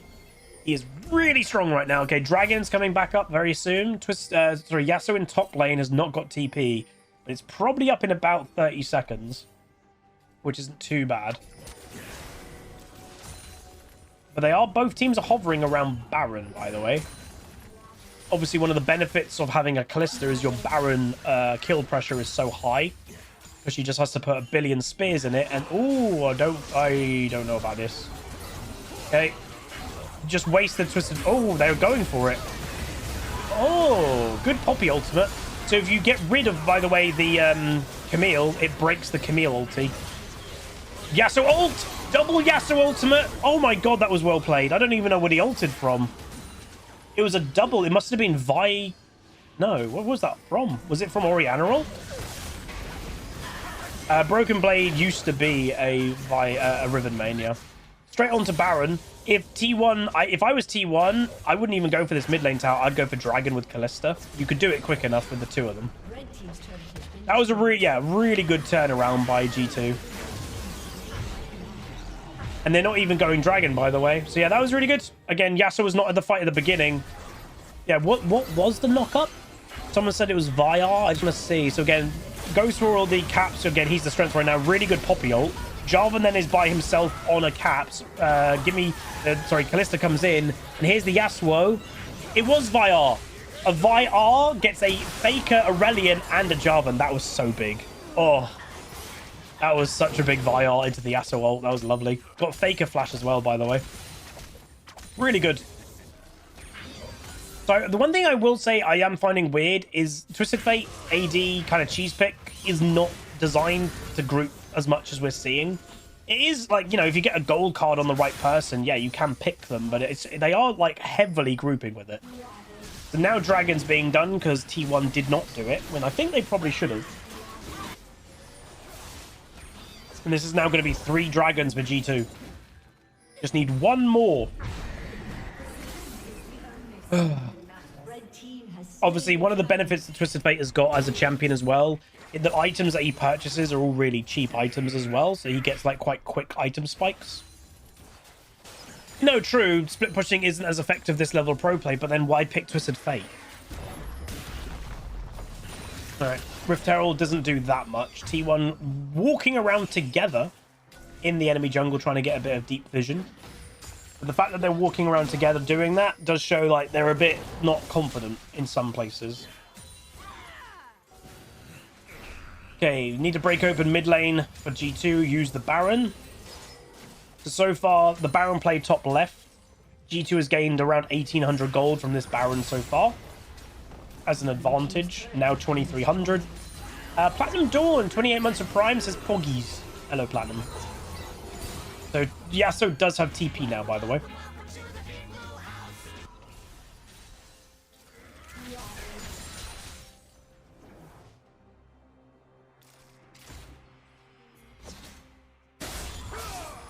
The G2 would likely look for another pick with Vi.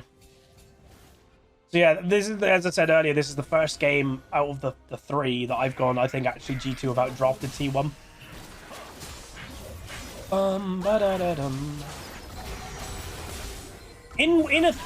I actually don't know if he can. Could Yasuo Windwall Aurelion Soul ult? Is that possible? Because it's technically a star that comes down. He can't? Okay. Really?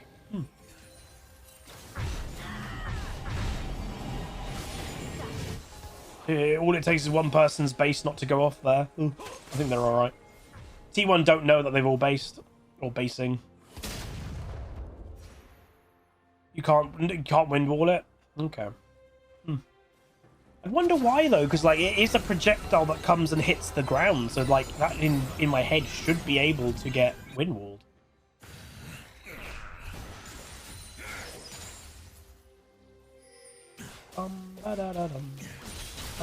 Wait.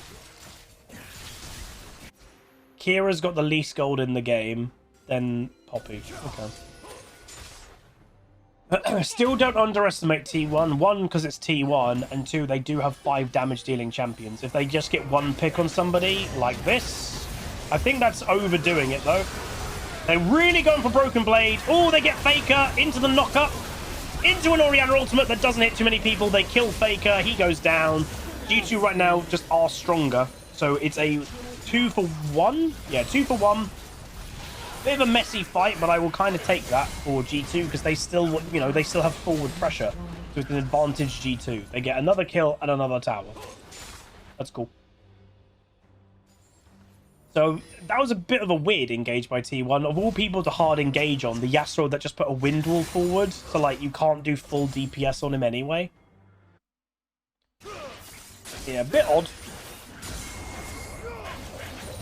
Like that, he's got, look at the wind wall, so it's blocking any damage anyway. So the only damage that realistically went off there was Camille's and Jarvan's. So there's the Faker ultimate, and then the re-engage by Vi. Really nice. That was pretty good.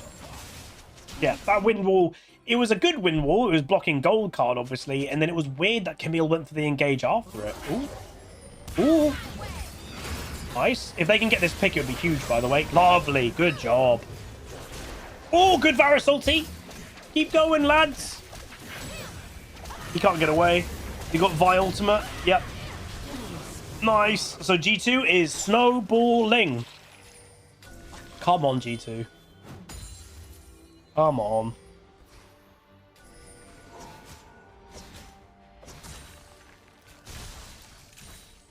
They're doing really well, man.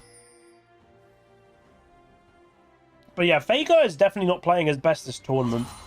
The matches from last week, he was making mistakes. He's 0-5 this game. And I know there's an element, it's Faker, kill Faker, that definitely exists. He gets focused probably more than any other player in the game. But it is surprising. Again, it is funny. Again, this is where, again, modern support Poppy versus old. If that was a Lulu, would that really have scared Jarvan away? Not probably fully. A Poppy does scare Jarvan, because a Poppy could just straight up, like, fight him. Dragon's coming up. I would like to see G2 go for that, by the way, because it's Dragon Soul. Obviously, T1 will take this fight no matter what, because they have to. Good TP, gets people involved. Poppy, I don't like Poppy's not coming over right now. So T1 will be desperate to stop this, because it's Dragon Soul. They will fight it. So the game could be determined basically right here. So Jarvan's looking for a flank to go for an EQ, try to steal. Good knock up from Yasuo, and they do get it. Dragon Soul is taken. T1 don't commit to a full fight, which does surprise me. Vi, that's questionable. Does go for the re-engage with the Yasuo ultimate into the enemy base with an Orianna ultimate. Boots the Aurelion Soul away. Lovely job by the Poppy, because then Faker cannot make an impact in the fight. Vi with another kill, then a Kalista kill. Going to run down the Camille, but she probably won't die. Really good by G2. They can just take every fight right now because they're so far ahead. Alright, so I wouldn't be surprised. They might try to chase Faker a little bit just to stop his basing and stuff. Again, oh, he's TPing. Oh, they don't know where he is, though. Damn. They might go for the end. So Camille's going to go try and catch that wave to stop more minions spawning. Obviously, Aurelion's amazing at wave clear. Just kill one tower and then back off and maybe go Baron.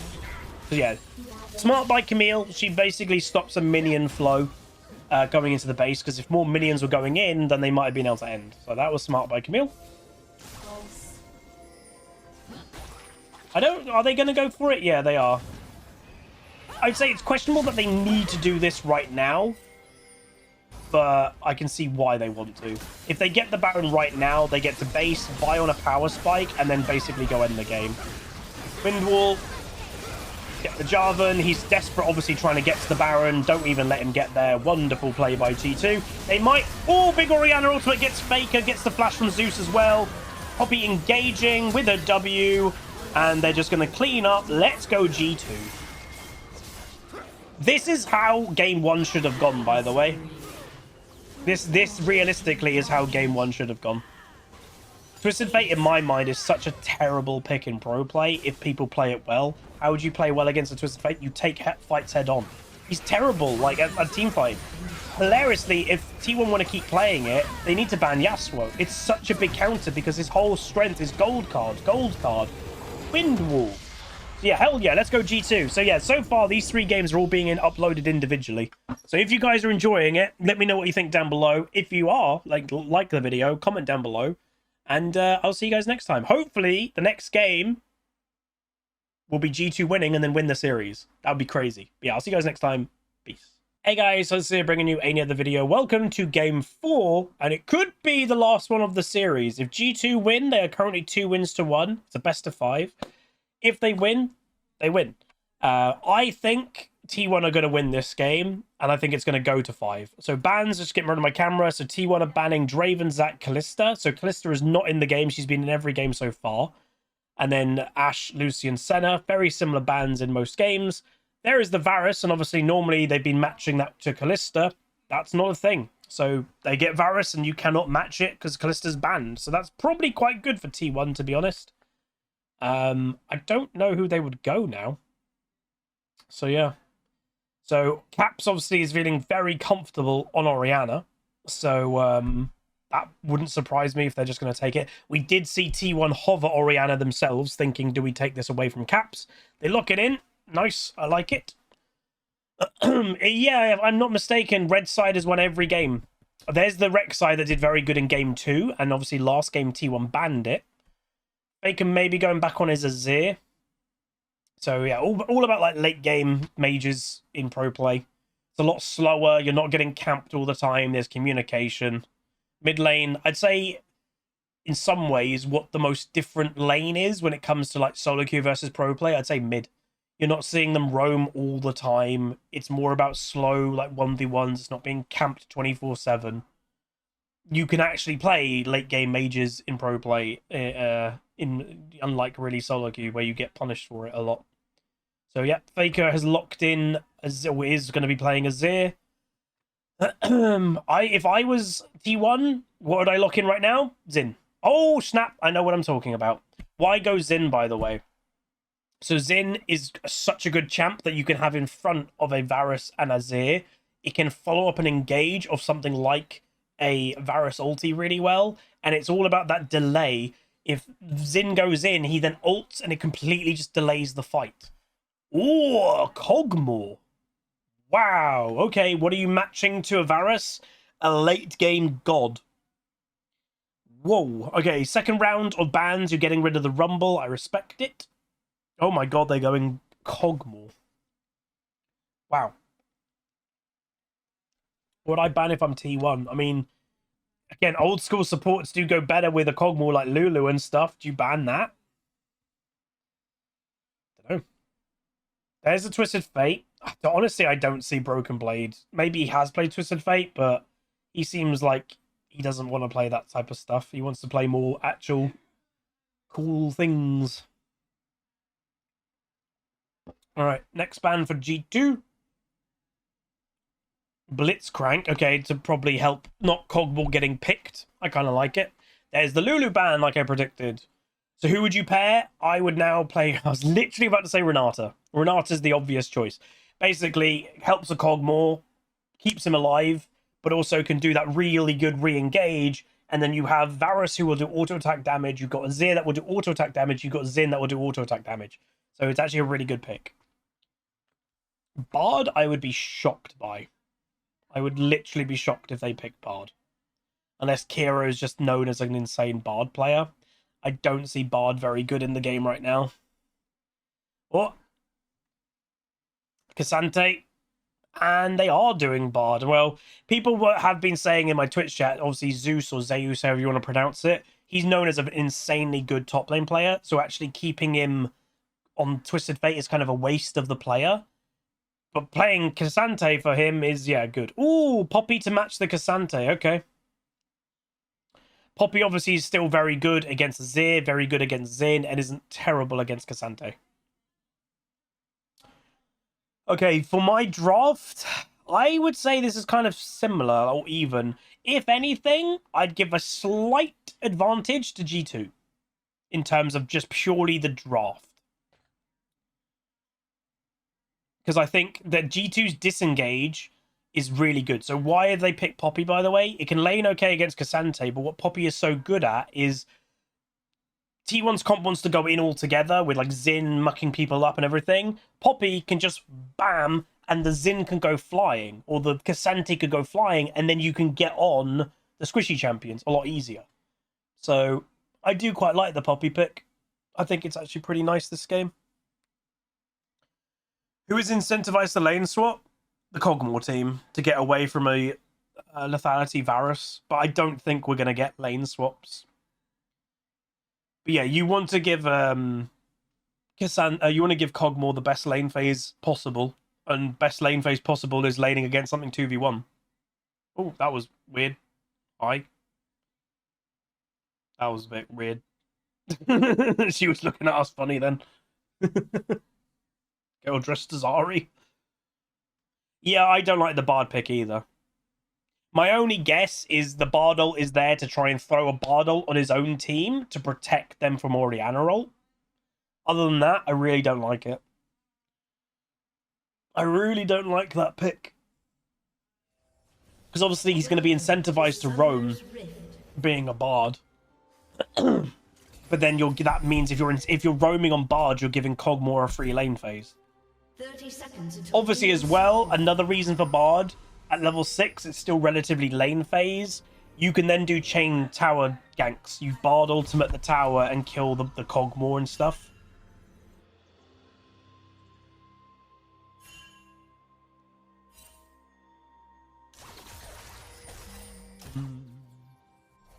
Yeah, this has been a really good series. Arcane Comet on Varus, by the way. Whoa. Not Hail of Blades. So that, by the way, not Hail of Blades is better for lane phase, having a bit of a stronger auto attack like burst in lane phase. Arcane Comet is purely and simply going for mid to late game poke. And a bit of lane phase poke.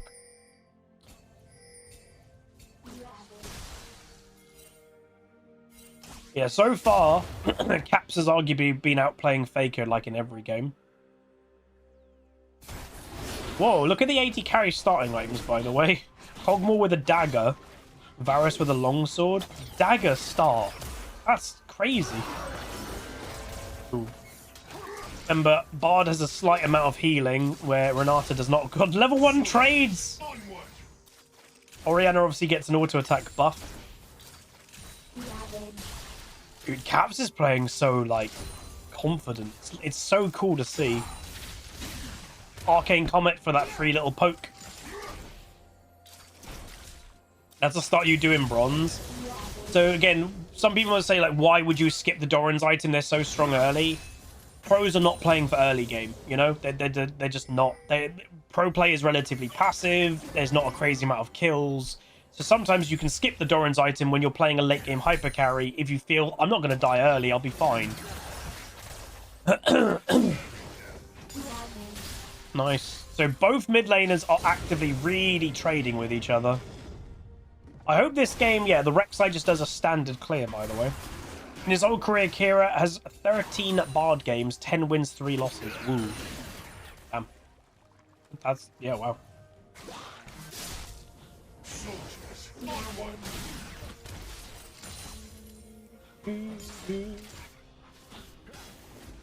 Don't involve that, man.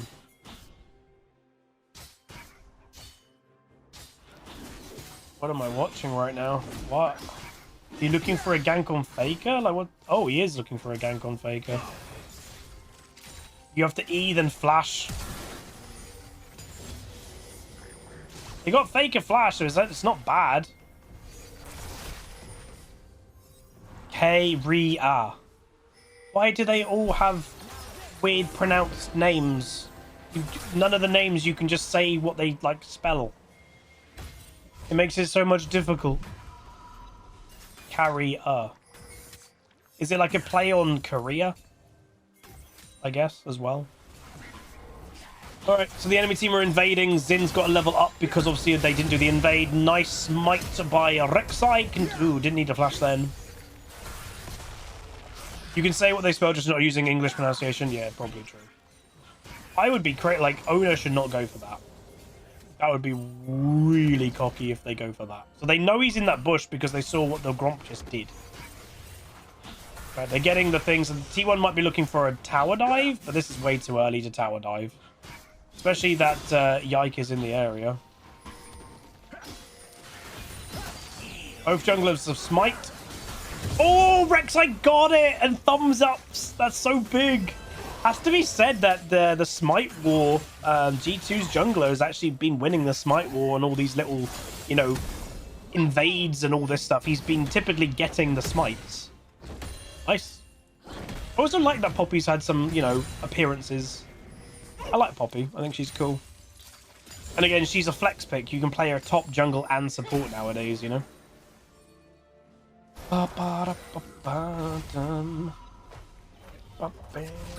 Third game was a good game. So again, some people, even in my Twitch chat, I'll be interested to people that have been watching these games, have been watching all of them. Some people, and I would say I might agree, if there weren't pauses in game 1, I could have seen G2 just winning game 1, 2, and 3. So this series could have potentially been over by now if those pauses didn't happen, because it completely ruined G2's momentum.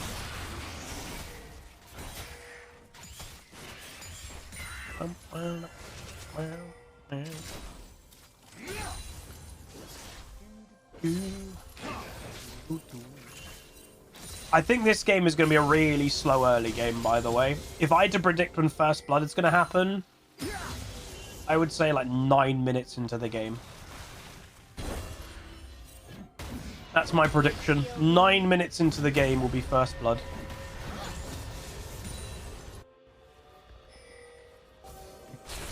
Rek'Sai is a little bit down. Okay, they actually leveled up from killing that ward, which is funny. Xin can take early fights. Again, very powerful champ right now. So again, T1 typically hasn't been going for the Gromps, or the whatever the hell they're called, Void Grubs. They did last game.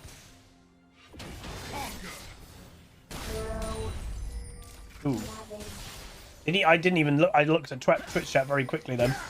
Did he do that for wave clear, or did he actually try to hit Faker?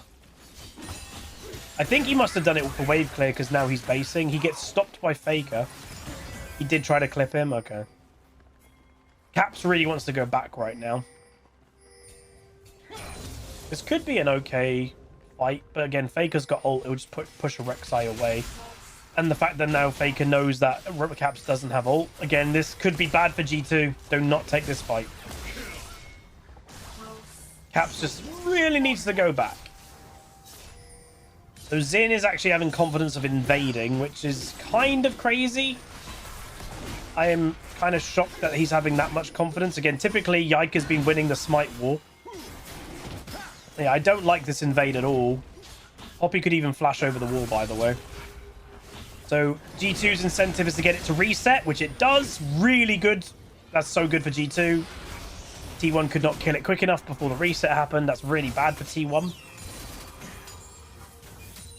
But that did, I think, bring Renata over. Okay, so there's a bit of an engage. Bard's stun. Kog'Maw just has to use Ghost to get away. But that's one play. Obviously, Lethality Varus is going to have so much more lane prior over a Kog'Maw. And they'll be fine with that, because it's Kog'Maw, you know? He will kill everything in late game. Yeah, Varus has gone tier, typically has gone tier every game that you've seen him. In Lethality, I've always said it, Lethality has been way too strong for a very long time. Majority of AD carries that you're actually seeing in this tournament are going Lethality, which kind of says everything. And nice to get that vision, because it kind of deters Dragon a little bit. They should also clear that pink ward. Very good.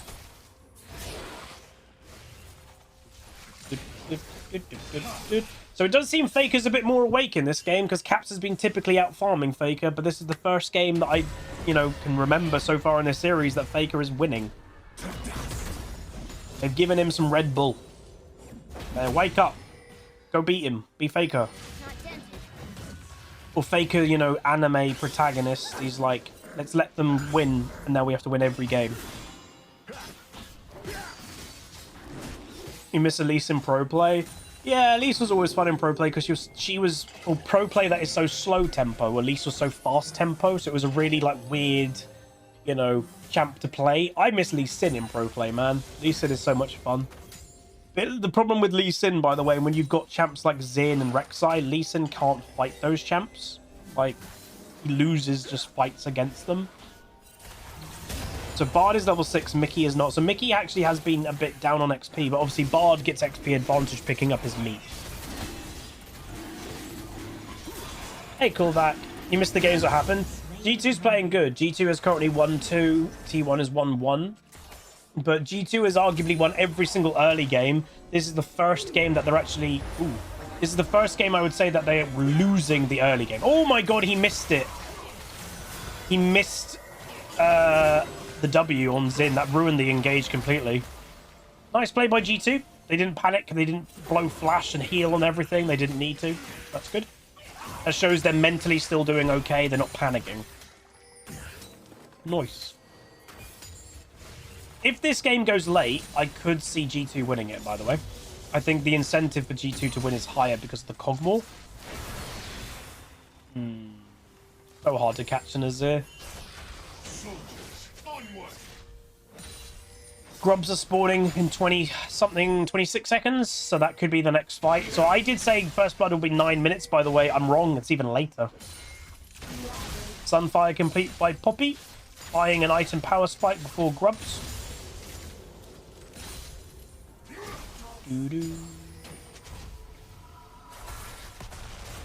So Varus, obviously, with the lethality items being so cheap, has already got a lethality item, a tear, and a longsword. Like, it's crazy how cheap lethality items are. Cogmore has not got even close to a completed item. Obviously, Cog will probably be going Blade of the Ruined King for his first item.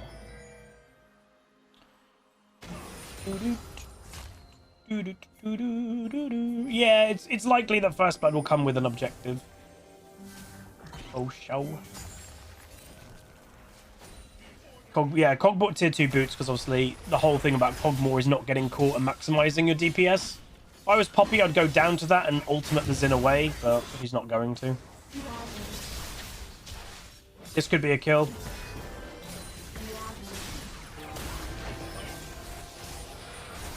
So that does mean T1 gets 6 grubs, I think. Is it 6? Yeah. That's quite big. Obviously, they're only good if you're actively killing towers and stuff like that, but that is quite... that's a lot of... Ooh, that's a lot of tower strength. That's aggressive. They're going for a 4-man dive bot, no? Damn, I would have. If I was Rex, I would have gone bot. Caps is just going to go back by TP back to mid. So again, Faker's getting plates and stuff. Here's the play. So you're going to try and herd Faker that way. Oh. Nope. Damn. I would have played way more passive as that Rex. I would have just held my ground and tried to force Faker to go up towards the TP of Orianna.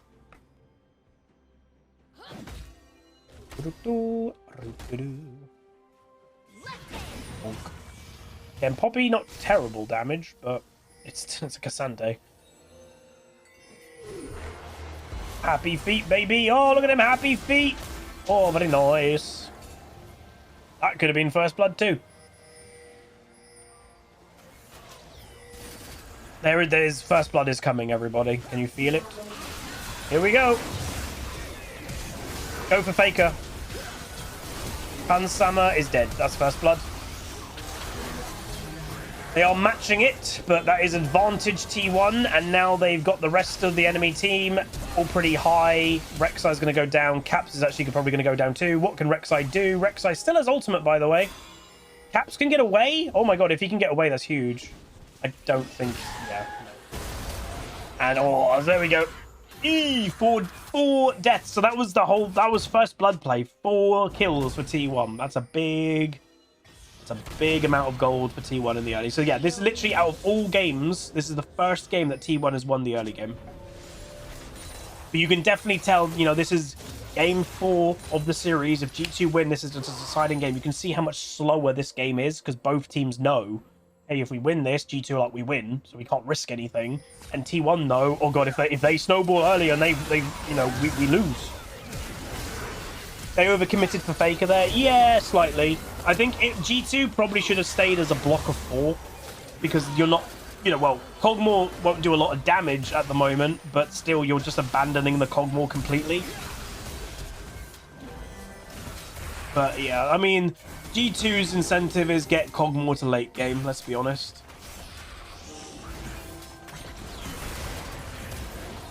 G2 split up way too much for that fight. Way too much splitting up. Team fight damage. Hey, look at the top laners. They were involved because in a team fight because they traded at the same time. So this is now T1 trying to take over the game, by the way. We just get 4 kills. We're now going to maybe go invade you. Okay, if not, we're going to go do Dragon. They're trying to basically lock down the game. Side laning is now happening for Faker to try and build XP lead. Also gold lead for single towers. Red team's turret. 450 gold just straight to Faker. First tower destroyed. Very nice.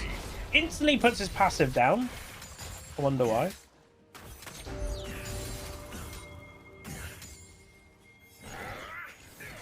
Blue team has slain the dragon. Blue team has slayed the dragon. I do feel if G2 have a chance to win this game, they need to make a play in the next few minutes. The problem is they're not any early game. They've drafted completely for late game. So I don't even know if they have any strength to make a play. That's the problem. Blue team's turret has been destroyed.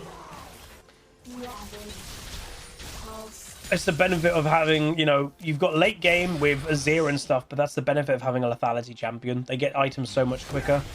Hey, Fuzz. They got items so much quicker, so they just have such bigger power spikes early. Kog'Maw's still not completed. There you go. Kog'Maw has completed his first item. Varus has 2.5 items right now. Yes, obviously there's a lot of gold lead and stuff, but even in that first blood fight, Varus still had over an item complete versus Kog'Maw that didn't. Like, that's such a big item diff. I do really wish they toned down lethality items, but Riot just seemed to absolutely love them. I don't know why. He'd likely...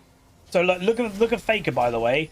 Faker goes bot lane, gets a tower. He's now going top lane. He'll probably get this tower. They're feeding so much, like, side gold pressure into an Azir that it doesn't matter. He doesn't have kills. Oh, here we go. This is what G2 is going for. They need to make a play. Big Granata ultimate. Oh, Poppy was so late. Good W. Fake Caps is on his way. They get one kill. Kill Faker. Azir ultimate goes down. They can continue this fight, man. They really can. They have not used Orianna ultimate yet. They're just going to try and guarantee the Zeus kill. They don't get it because of the W damage reduction. But yeah, they need to do that. Broken Blade was too slow with his E. If he E'd quicker, he probably could have displaced the Varus before the flash, and that probably would have got the Varus killed. It was just a bit too slow. I like to see it, though. G2, I think, did realize we need to do something here, and they pulled the trigger on a flank TP. So again, a few games ago, we said, why do people put those random wards in mid? Faker did it, I think, in game 1. It's flank TPs. They're such a big thing. Like, look, right now, the enemy team is like, oh, Jesus. So, like, here, E. She could have E'd. She went for an auto attack with her passive. If she ignored that E'd the Varus, probably would have been able to get a kill. Can hear Maya barking outside. Yeah. Again, it's still good for G2. It's a one kill and obviously unstoppable damage reduction from Zeus, so you can't kill that thing. But damn Cassandre. Oh, nice. Another pick. I don't know why he is so far overextended. Another TP flank, arguably by the same ward. They get one solo kill, and Dragon is not available. It's over a minute and a half away. Still good to kill the Varus, though. And again, Kog'Maw got the shutdown, so that is good. Step in the right direction for G2, trying to get some power back. Ooh. I think they'll be okay. I was going to say maybe okay. Big Orianna ultimate, but there's nothing to follow up. And yeah, you're just walking into the enemy team. So G2, again, okay, you got the pick on our AD carry mid. Well, we're going to pick your jungler in your own jungle. It just really... That's demoralizing.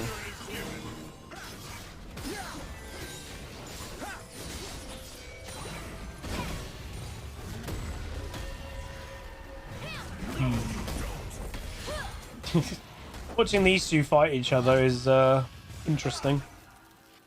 Like a wet noodle fight. Both of them actually do okay damage for full tanks, but neither are going to kill each other. What's the interaction between Poppy E when they flash? I think it does depend the timing of it all.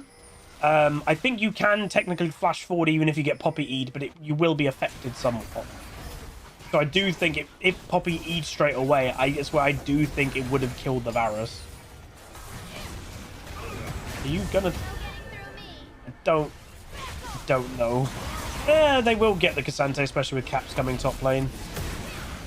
Oh, Xin is going for it. Big Orianna ultimate. If I was Xin... Okay, the reason why Zin's so... Look at the delay. He's delaying, he's delaying, he's delaying.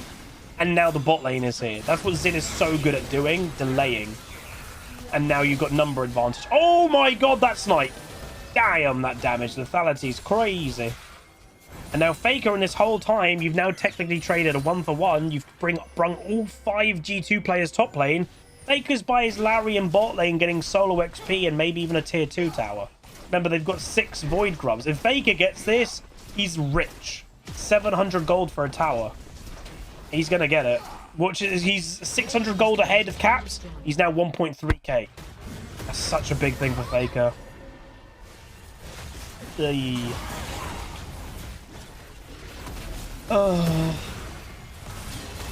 Someone said earlier, like, you know, would any of these games change any of my picks? Actually, I will say, I said no. I actually tell a lie. Maybe I might start playing Xin. The reason for it Oh, Varus misses ult.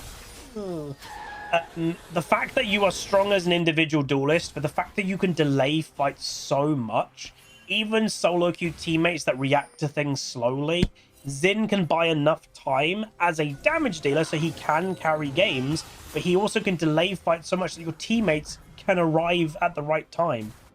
So maybe I'd start playing Xin, if anything.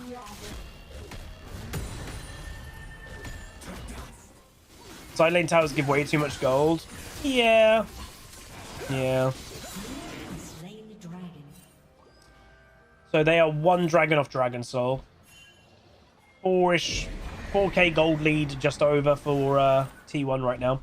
Obviously, we've said a few times, both teams are not terrible in late game, but I would give absolute late game maybe to G2. Oh, hello, Miss Maya. You're barking outside. Hello, puppies. How are you doing? Good girl. Alright, they don't break the tier 2 mid. That's good. Yeah, like, a lot of what you're seeing in this tournament is how long you can delay fights. You have a Cassante and a Xin. You can delay fights nearly indefinitely. Like, that's so much time. And that's so much... And again, sometimes the reason why, like, Riot goes, oh, tanks have to do damage is because you could ignore them. Well, again, Cassante and Xin, you know, Zin's not a tank. He can just... He's tanky, and he also can delay a lot. But Cassante does damage. You can't ignore them. If you're a Cogmore and you've got a Xin on you, you can't go, I'm just not going to fight you. I'm going to try and focus on a Faker. No, a Xin will kill you. You have to focus him. Would I try Rek'Sai jungle?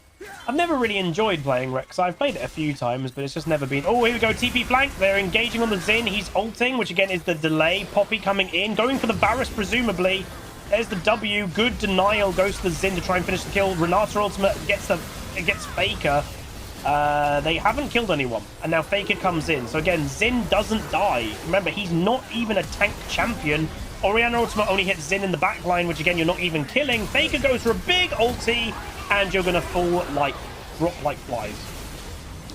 And that's, again, you engage on Xin, who's not a tank. He doesn't even die. That is what Xin is so good at doing. He delays everything. I think G2, I don't know if Xin is in their parameter of like picks in jungle, but I think they should consider it, man. So yeah, this is a, unfortunately, and this is, I thought it was going to go to a game 5. This is a stomp victory for T1. This is a 23-minute victory. That's bad, by the way. That will give T1 a lot of confidence. But yeah, we are going to get silver scrapes. Are they not ending? Oh, wow, they're not actually ending. Okay, it's not over yet. I just look over to my left. Maya's in her bed licking herself, cleaning herself, and then she just stops and goes, what? This dog.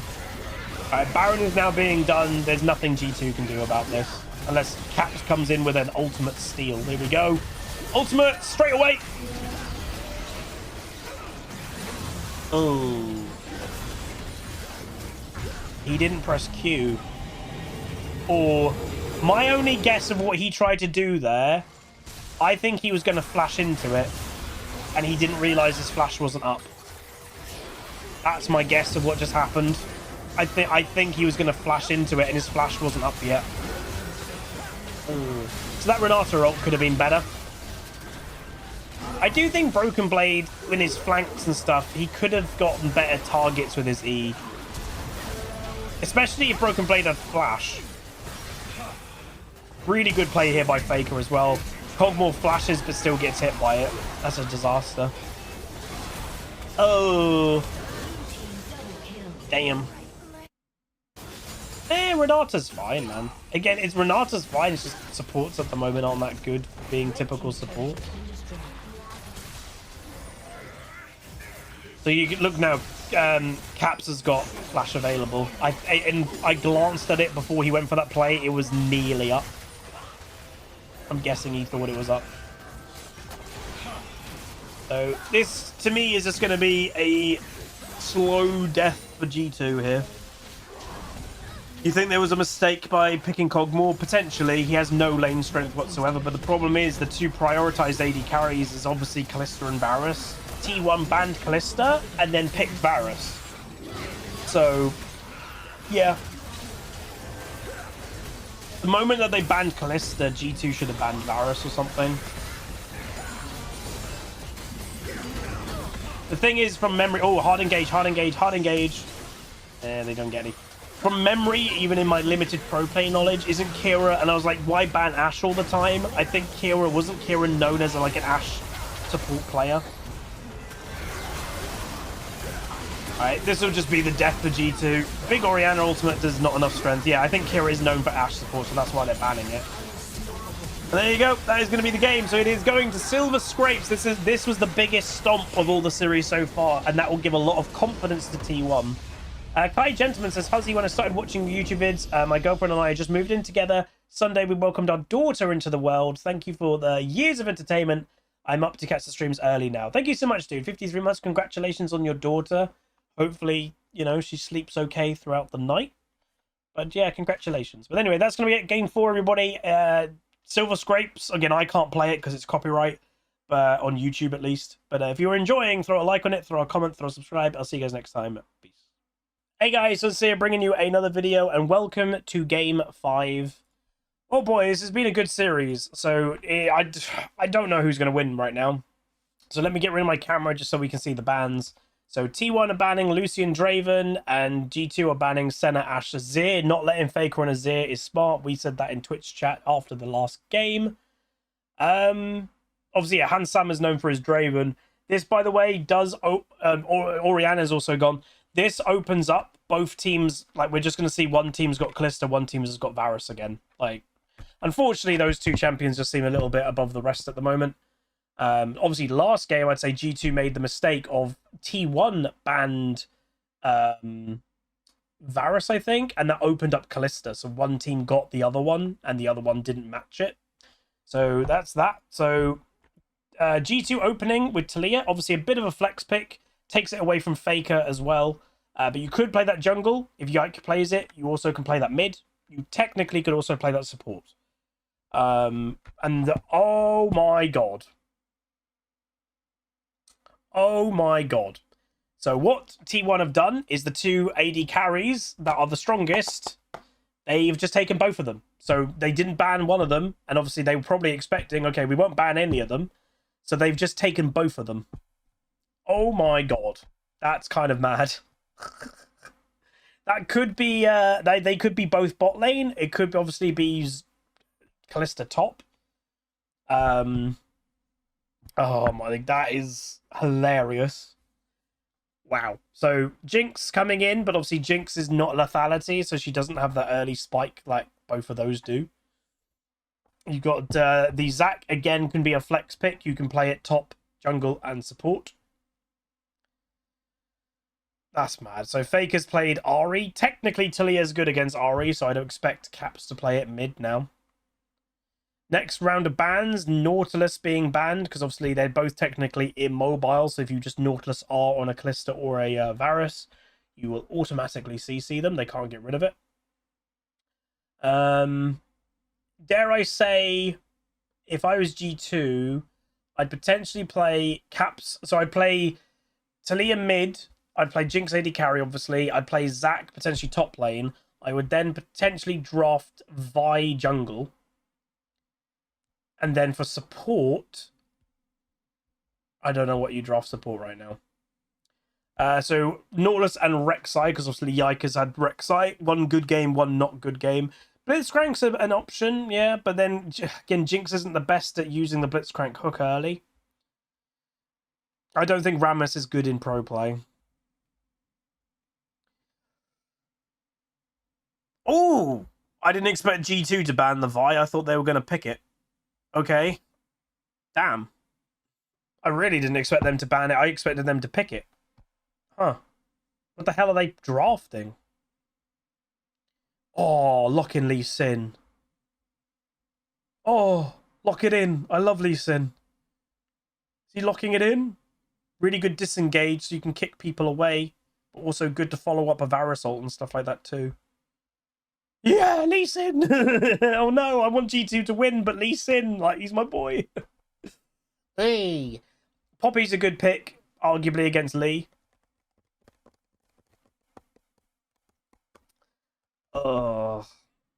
So far, I'd say T1's draft is better, man. Because Poppy counters Kalista. There's the Poppy, yeah. Poppy counters Kalista, Ari, and Lee Sin, so it's high value. Okay, so it's Zac top, Belveth jungle, Poppy, Jinx bot. Honestly, you need to lane swap. G2 need a lane swap. You cannot lane against Kalista Varus. That is such a strong early game if they both go lethality. I think G2 need to get the Jinx out of that lane. Because again, it's hard to tower dive and coordinate an early tower dive in a 2v1 lane against Zac because of his passive. It's always a risk to tower dive that. G2 have to lane swap this. They have to. Oh, God. I would say T1's draft is better. The fact that they took both Varus and Kalista is such a power move. Like, that's unreal. That is such an unreal power move. I did not see that coming at all. Okay, fair enough. All right, this is going to be interesting. I imagine if it goes bad for that lane, it goes really bad. That's the thing, because, like, yeah, that's my only guess. And obviously, it's Kalista support, by the way. This obviously only works because of modern support. They make too much money. So if you combine supports make too much gold in the early game nowadays, and then Kalista's going to go lethality. So combine those two things together, it means Kalista can buy lethality early. She's not massively punished or delayed massively. Oh, God. You could even go Varus like on hit because you've got Kalista as lethality. I think they'll go both lethality, but you could put Varus as on hit to be better in terms of scaling. You could. G2 have to lane swap. There's no if, buts, or maybes. They have to lane swap. But the thing is, T1 will know that, so T1 may predict the lane swap. So what right now you need to do, both teams need to go get early deep wards to scout where people are going. So you can see Broken Blade's heading to the Tribush top. So again, so both wards up there are to see, like, can they see who's going where?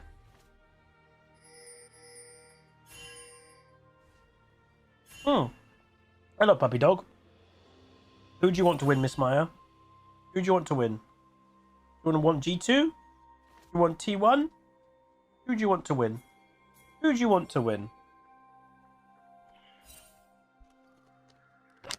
Taylor Blade's Poppy. That's what I thought they should have gone, by the way, when they played Poppy before.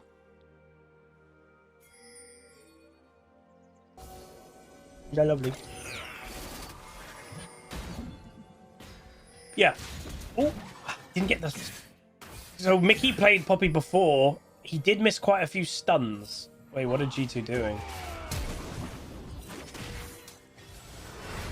It's Fiesta! 5v5 level 1, baby! What the heck is going on, bro? So, how do you stop a cheese lane phase from bot lane? Just don't lane, innit? Just fight. Just fight level 1. Oh, nice.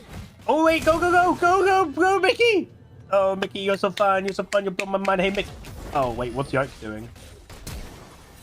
What is going on, man? Hello? Zac's TP top. So many summoners have been burnt at level 1, by the way. Poppy both summoners. Caps flash. Belveth flash. Zac TP. Cassante both sums. Varus flash. Kalista flash. Yeah, I'm going to be posting this on YouTube. I actually have been thinking, because I have thought, like, what do I do? Do I upload these as 5 separate videos? But that's quite a lot. It's been a really good series, so part in my head, I might, because like I said earlier, I might want to post these as individual. Part of my head, do I just upload this as 1 mega video on the HuzzyGames channel? That's also been in my head. That's tempting. Because either, like, it's been a good series. So I've been tempted just to maybe go here. HuzzyGames channel have a, well, it's probably going to be a few hours in terms. Yeah, I'll edit all the breaks out and stuff. And edit maybe the pauses out in game 1. Oh, nice. That should be first blood. Nice. You need that G2. So they actually didn't take a lane trade, by the way. Like, damn. What would make life easier for you? The most money? I mean, technically the most money would be 5 individual videos, but I don't think that's better in terms of, like, uploading it.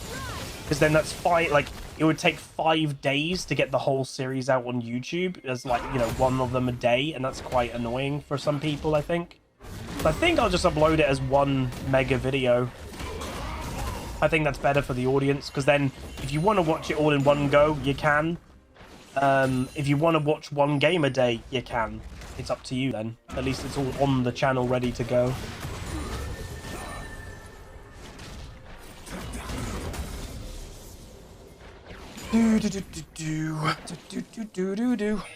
Okay, Lee Sin obviously has early game advantage over a Bel'Veth, so he'll be looking for fights. Oh, that's the first Smite War the owner has won over Yike. That's legit the first Smite War.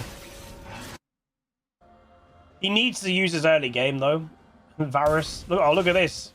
Oh, it looks so much more epic. He uses heal as well, and ignite by Callista. Oh, Duffman's taking his jacket off. It's serious now.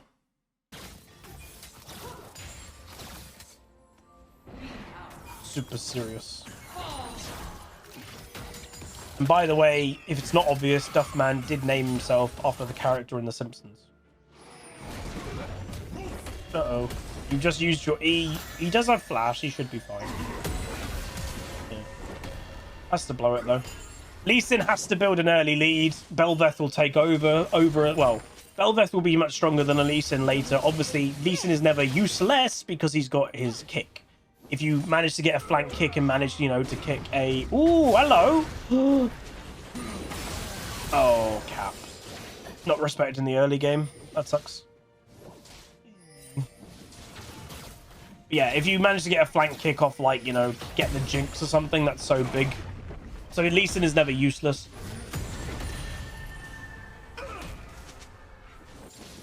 I wonder, can we see the replay of how Caps just died? I will say it's been kind of fun to see both Caps and Faker literally scrapping and trading so much. That's been fun to see because they're 2 really good mid laners. Here we go.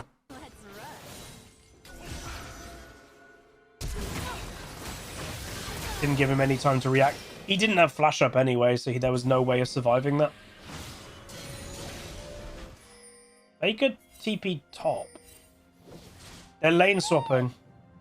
G2 are lane swapping. Or they're swapping to have strength over the grubbies. Yeah. Again, they do want a lane swap. They want to get Jinx as much of a free early game as possible because G2's late game, by the way, is better. 2 lethality champions fall off compared to Jinx full crit late game. Lee Sin falls off. Bel'Veth takes over. Ahri isn't a hyper carry. Like, G2 has a much better late game. So you just need to get the Jinx to late game as easy as possible.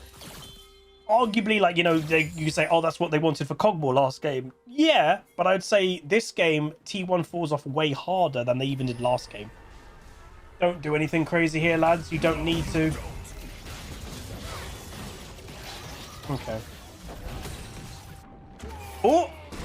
Again, Zac does crazy damage. He's not... Oh God, look how much damage that Zac does. 2/3 health over Varus. Well, they're going again. So remember, Cassante is level 6. Oh, good stun! Big! And Handsome got the kill. Let's go. Big, big, big. Cassante didn't get his ult off. This is really good for G2. Honestly, and you're seeing it now, T1 have based their bot lane and now matching. For T1 to win, they have to keep the early lethality, like, against the late game Jinx. If you give the late game Jinx free lane phase, G2 is winning this.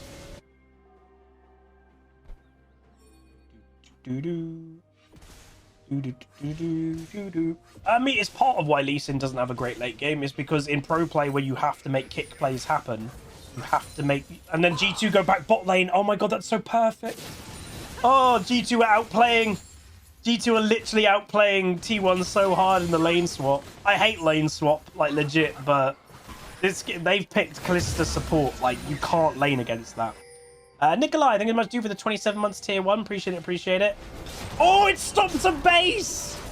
Shame it didn't stop the Varuses. It would have been better if it stopped the Varus. So again, they're basing straight away to then go back bot lane. T1, again, whichever team basically is reacting usually isn't winning. T1 are on the heel of like going, we have to keep chasing the lane swap. And what's now probably going to happen, they do one wave, they're going to base, they'll go back top lane.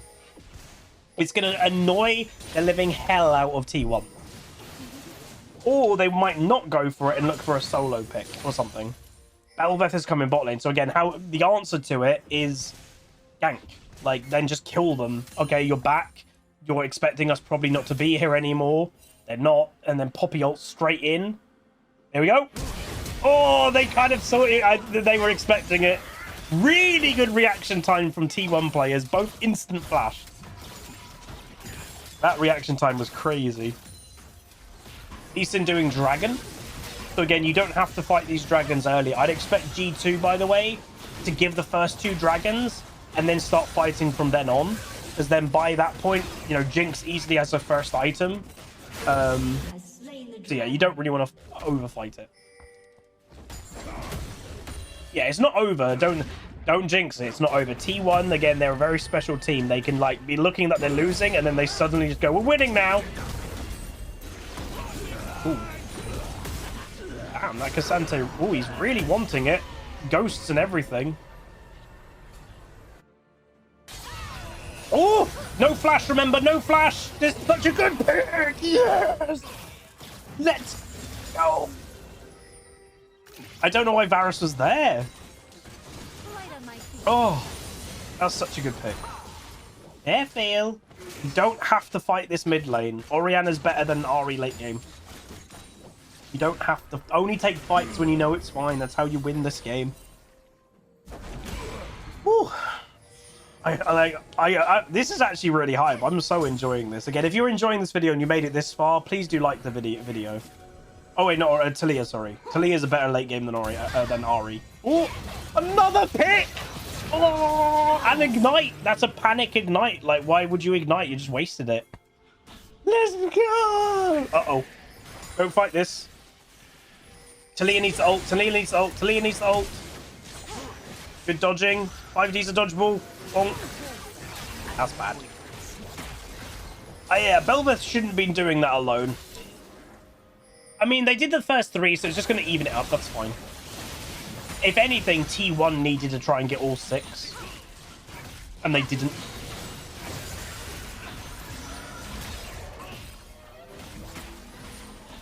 Go for it, Zach. Honestly, go for it. Yeah, go, go, go. Go, go, go. Can he get 1? Oh. If he can get this 1, it's huge for G2, by the way. I just don't think he can. Yeah. Because that would have given G2 4 and they would have started spawning the mites.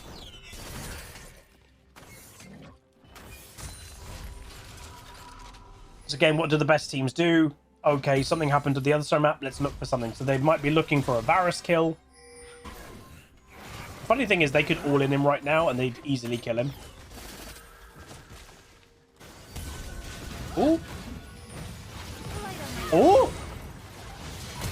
Oh, Yike couldn't get there. Good flash, though. Okay, Mickey's actually playing a lot better this game. Halo Blades Poppy, I like it. It's a lot more aggressive, and you need that aggression to match the lethality double bot lane. I like it, I do. I like it. 4 people bot lane for G2.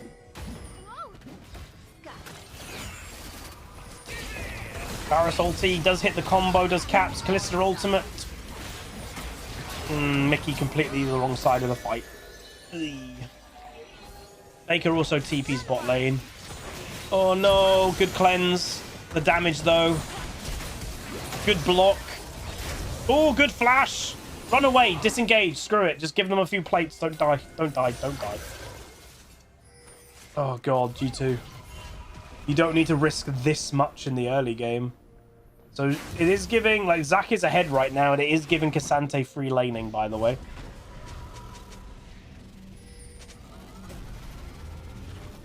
Tilia teleporting mid. Again, we just, and I say we, if you're supporting G2, you just basically, good stun, good damage. You basically, G2 just, they will win this game, I believe, later. You just need to stop absolute snowball. The stream is pausing from time to time. I'm not dropping at any single frame, so it's either Twitch, but again, if the live stream that we're watching pauses, it does do that from time to time. It's happening for everybody. It's just the feed that we are given. So again, just to put it in perspective, I'm not obviously watching, like, I'm not like having the Twitch stream of like Riot and just showing it. I'm given a direct link of MSI that is embedded into my stream. That's how we have no caster audio.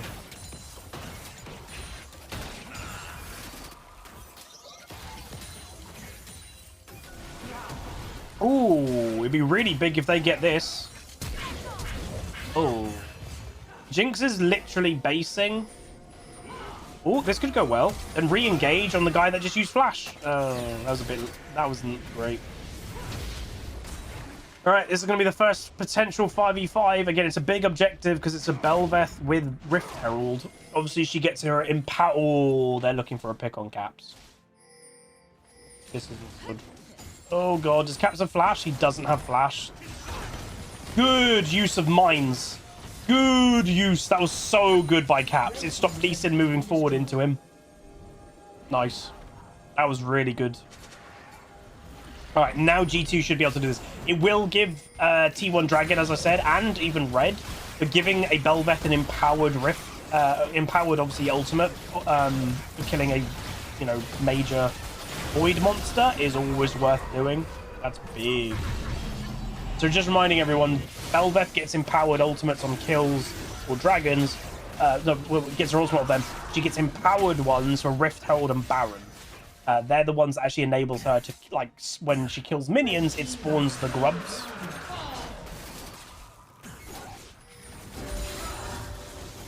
So G2 should look to use this quite early, because one, you've got Rift Herald to use, but while Bel'Veth has got her empowered version of her ultimate, you've also got more even. Ooh, ooh, ooh! You're not going for that? Weeb.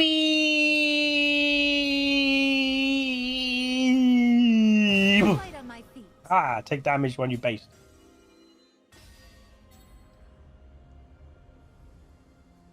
Ooh, so this should be bot lane tower.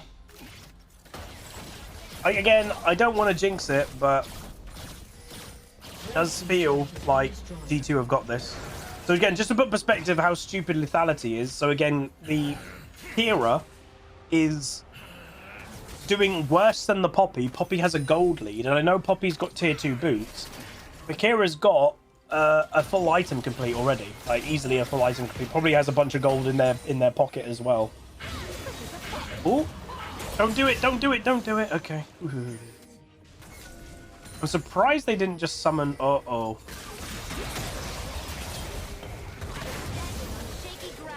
Ooh. Caps has got flash.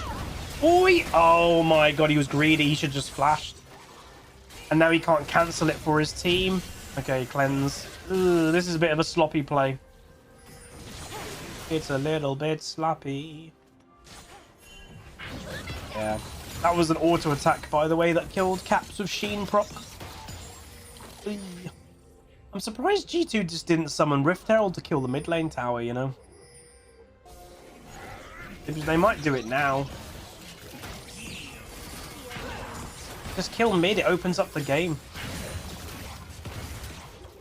What are you waiting for? Now? They want to be greedy and hold the Rift Herald for a different tower, by the way. They should just use it. Hey, Winfang! Doo-doo. They have G2 need to get some better vision on the map. Because again, it wasn't even the best angle for Lee Sin. He was trying to probably angle to the right, but he angled left. Look at that auto. Bonk. Yeah. It might have been and a W from Faker as well. Yeah, they might wait for Dragon and then spawn it at the same time, possibly. Possibly. But then, like, you've not used like the incredible push power that it gives Belveth as well. So, I do feel it's a bit of a waste. So, as I said, G2 ignored the first 2 dragons. Oh, this could be damage. G2, I think, have to start fighting for dragons. One thing that can kind of help compensate a team that's not late game is Dragon Souls. They really can help with scaling. Blue team's turret has been destroyed. Dragons in a minute. Both top laners have got TP, so both will very likely join this fight.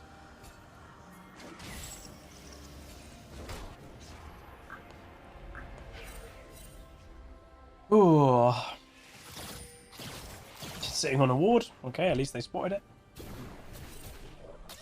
Now you use it, but again, it's 40 seconds until Dragon, so this isn't going to even help towards Dragon, you know?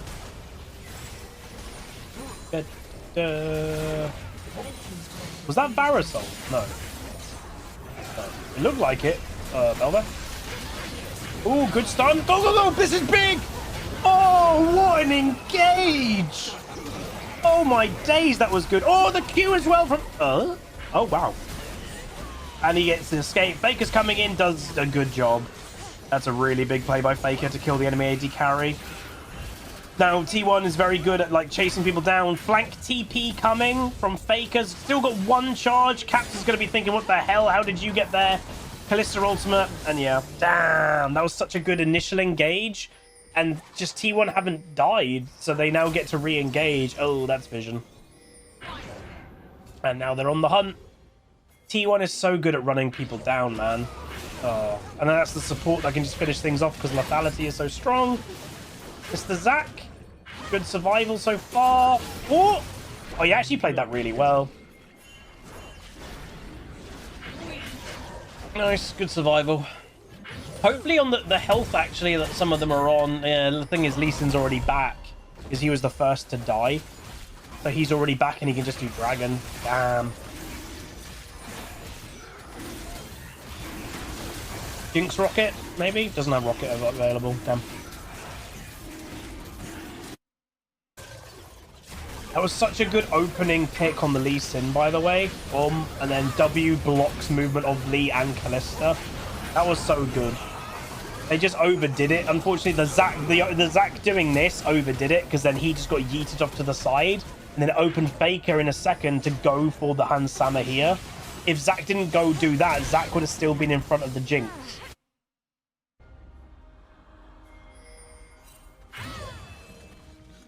I think Zac needs to prioritize just being near the Jinx because that's your carry. Just protect her, you know?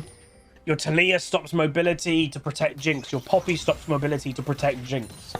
Your Zac just stands in the way to block anything. Oh, this game is good though. It's close. It is really close. 1,000 roughly gold lead still for G2.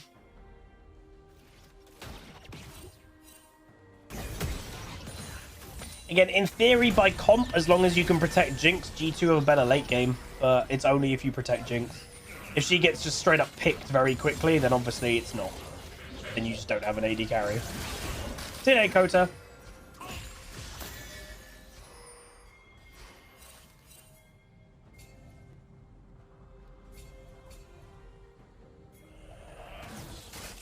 Ooh. Varus has got flash. Really good Caps ultimate. He played the rest of it bad though. Lee Sin going for it. They get the Belveth. Lee Sin will die for it though, so it's a trade to trade. You need to protect this Jinx, everybody, and you don't. Sante gets to her. Oh.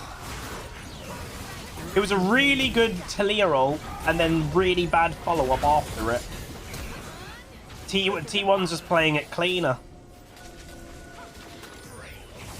Again, you can say about late game comp, but one thing that will always be better is just playing better. Damn.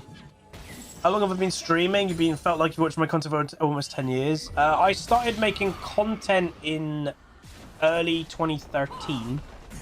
I started live streaming about 6 months, I think, after. So I think I've been live streaming since the end of 2013. So yeah, over 10 years. This is my 11th year of making content and streaming and stuff. Crazy, isn't it? So again, if their Caps did a really good ult, but then missed everything after. Because if he did the minefield well, I don't actually... And then Belvis just got one shot. I don't know how the interaction goes of Kalista ult and Talia mines. Does it stop the suck happening? Because technically it's mobility. Damn. Don't think it procs the mines. Okay. The problem that G2 have got, they've got to protect the Jinx comp partially, and they couldn't protect her there.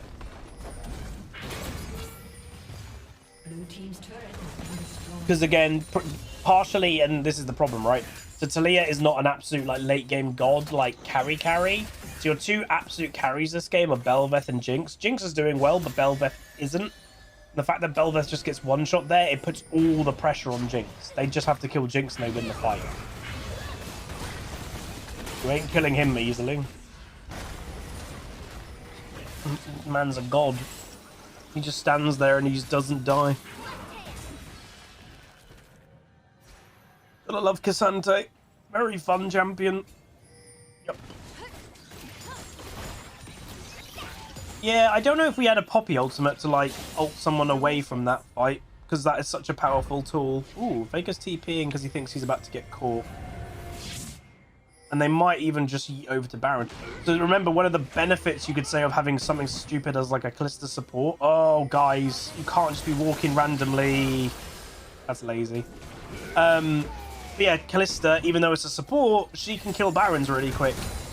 Again, as I said, there's not really a disadvantage to playing something as weird, like, as Kalista. Like, Kalista, I would say, is a bit obscure even for me, and I'm playing Shaco. Like, it's an AD carry, you know? That's very weird to be playing as a support. Smite comes out to get the spell shield off Faker. I don't think G2 want to give this to T1, but at the same time, do you just give it to them and hope that you scale?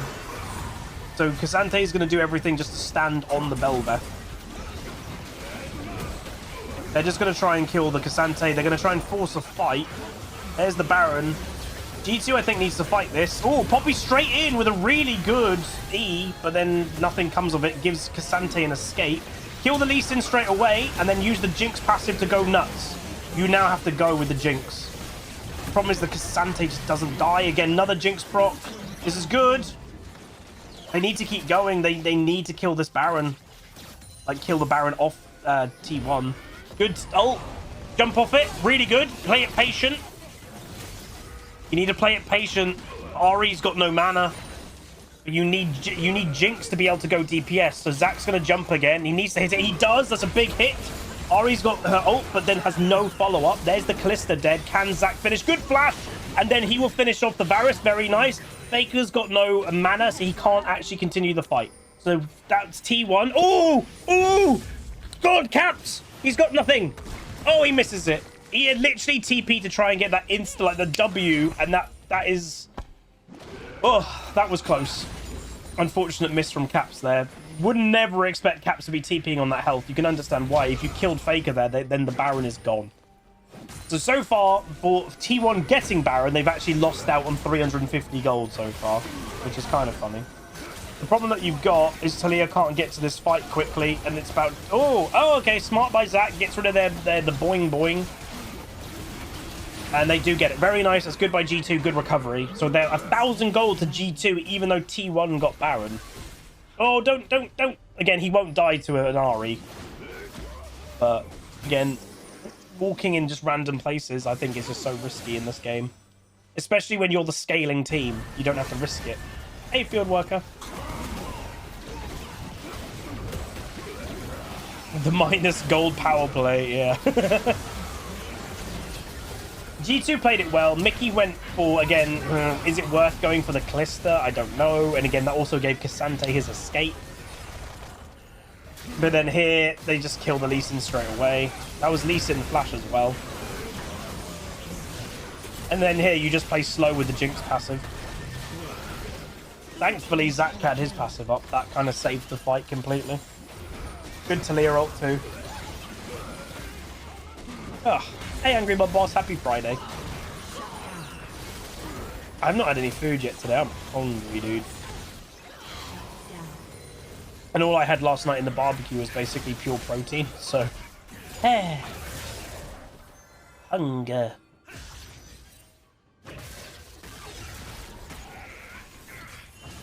Oh.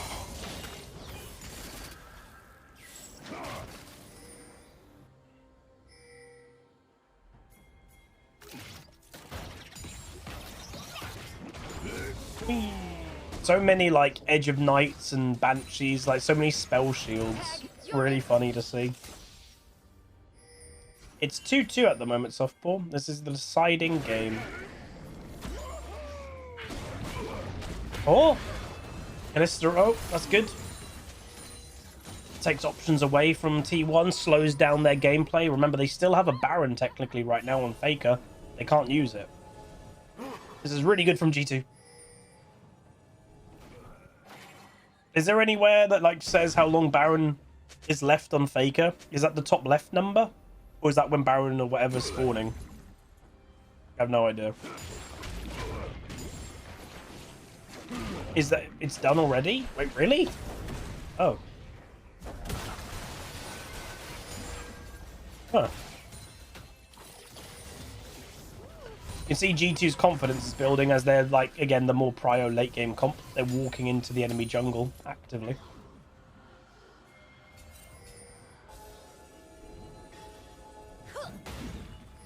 Which they weren't doing earlier. Beep, beep, beep. So many Calista Ws. So T1, I would say what they want is a pick. Really badly. A Lee Sin kick pick on, like... Well, Jinx obviously is the prio, but it's hard to get it on Jinx because she should be playing so passive.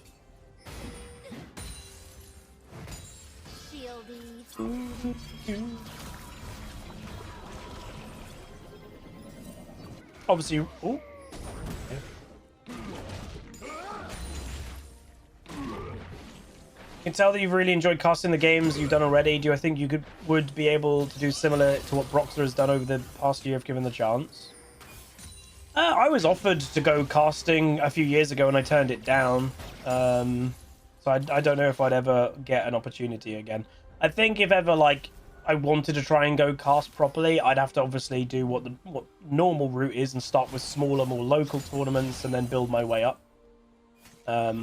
Which I don't know. I enjoy casting. I don't know if I would technically be color or play-by-play. I'm not really sure. Hey, Drexy. I enjoy both, and that's the thing, is right now I'm actively doing both. I'm giving analysis to why things are going on, but I'm also saying what's happening in a team fight. It's harder to do both at the same time. It hurts your voice a lot because it means you're constantly talking, and that's why typically, that's a TP by T1. It's typically why you have casting pairs or even a trio nowadays, so because you're talking so much. But right now, I will say my voice is hurting. Because I've been streaming for 4 hours and basically been talking non-stop for 4 hours. Airfield. Go get that plant. Alright, Dragon is spawning. T1 will obviously... This is going to be potentially a game-winning team fight, by the way. Because if T1 win the fight, they get Dragon Soul, which is insanely huge. Oh my god, Faker was literally next to Broken Blade over the side of the wall there. Okay, Charm's gone. That should give G2 a bit of, like, confidence. Oh. Nice. Oh. Careful. Caps nearly just got caught. Okay, here's the fight. Faker going for the yike straight away. Really good. Really good by Poppy. Picks Faker straight away. Talia ultimate's not a good one. Open it. Re-engage coming from Broken Blade. Doesn't hit the Q. Oh my god, yike, you're so low. If T1 is smart, they should disengage right now and go do Dragon because Yike is so low. Here we go. Oh, the W got the ground, the stun into the Lee Sin, but there's no follow-up because everyone's too low. Broken Blade, though, can do whatever he wants. Both of the top laners are so tanky. But this is the problem, is they've lost so much health that you can't protect the... Oh, G2 misplayed that so bad. That's going to be Baron. Okay, if that's Baron, go do Dragon right now. Give them Baron. Baron lasts 2 minutes. Dragon lasts forever. You have to go do Dragon if you're G2. You have to do it. They should be able to do it quite fast. Callista's going to try and stop it happening. She shouldn't really be able to. I think Cassante may have also been coming over. But yeah, they can't stop it. Okay, this is bad. Run away. Faker's obviously got ultimate again because it's Malignance, which is so annoying. And that's a big shutdown. That's bad. And that's Baron. Can they get a pick? If they can get a pick... No, they can't because of the spell shield items. So many spell shield items. It limits what a Poppy can do with her engage. If I was Poppy right now and I've got ultimate, I would try ult away some of the enemy team. You need to slow this push down.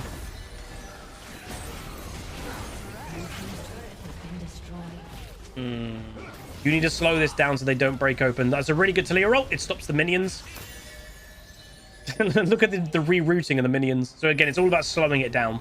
Now Poppy ultimate. You have to Poppy ultimate. Poppy ultimate.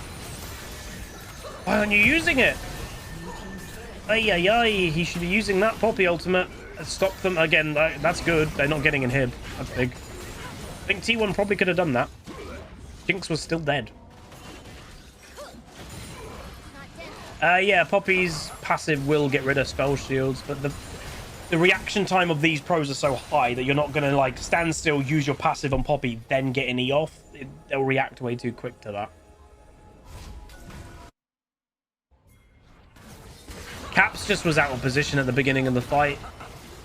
Took too much damage. So again, it was really good how they dealt with Faker.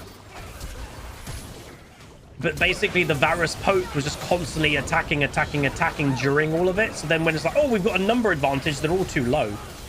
So G2 shouldn't have continued the fight. Be happy with the Faker pick, disengage, go heal, and maybe you could have done, like, Dragon. But then continuing the fight on low health, it just gave them the fight, you know. And then they got to do Baron. Because you can see all the Cassante is doing is standing in front of the Jinx. Cassante is such an OP champ that, like, you can't realistically take care of them easy. Should have Jinx gone Lord Doms over Phantom? I mean, to kill Cassante, yes, but... Phantom Dance is a better, like, snowballing item with the movement speed, and, like, you know... She's hoping that they can get a pick, get a passive up going, not on the Cassante. Alright, they go... Oh, he gets his ultimate off. I was going to say, they're going to try and get the Cassante, but too late. Faker's obviously, again, got ultimate available, so you have to be careful. Look at, yeah, this Baron, so T1 have gained over nearly 4,000. Oh, you have to get that pick. Ah, they got flash. This does look to be G2, but one team fight can change all of it. Here we go. Ooh. Going to be a potential double inhib. Poppy doesn't have flash either. Damn. Yeah, whichever team loses this goes to losers bracket. All right, double inhib.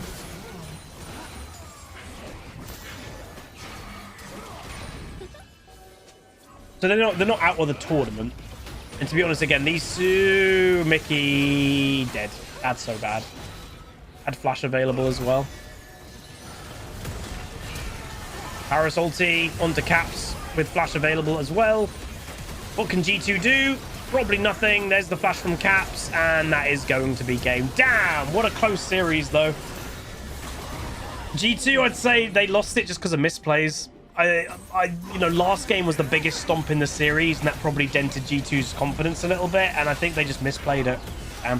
Well played to T1. Well played to T1. So that is it. That is a 5-game series. T1 win, but not easily. So hopefully that means G2 have got a good chance to do well in the losers bracket. But anyway, that's going to be it. That's my casting of the full series. If you guys enjoyed, do throw a like on it, throw a comment, throw a subscribe. Any feedback, let me know. And I'll see you guys next time.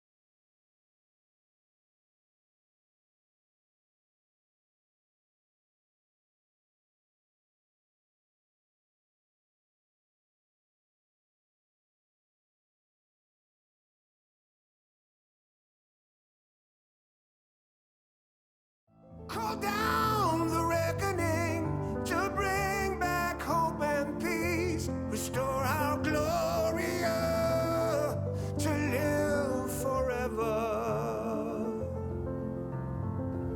Bring down the dark regime.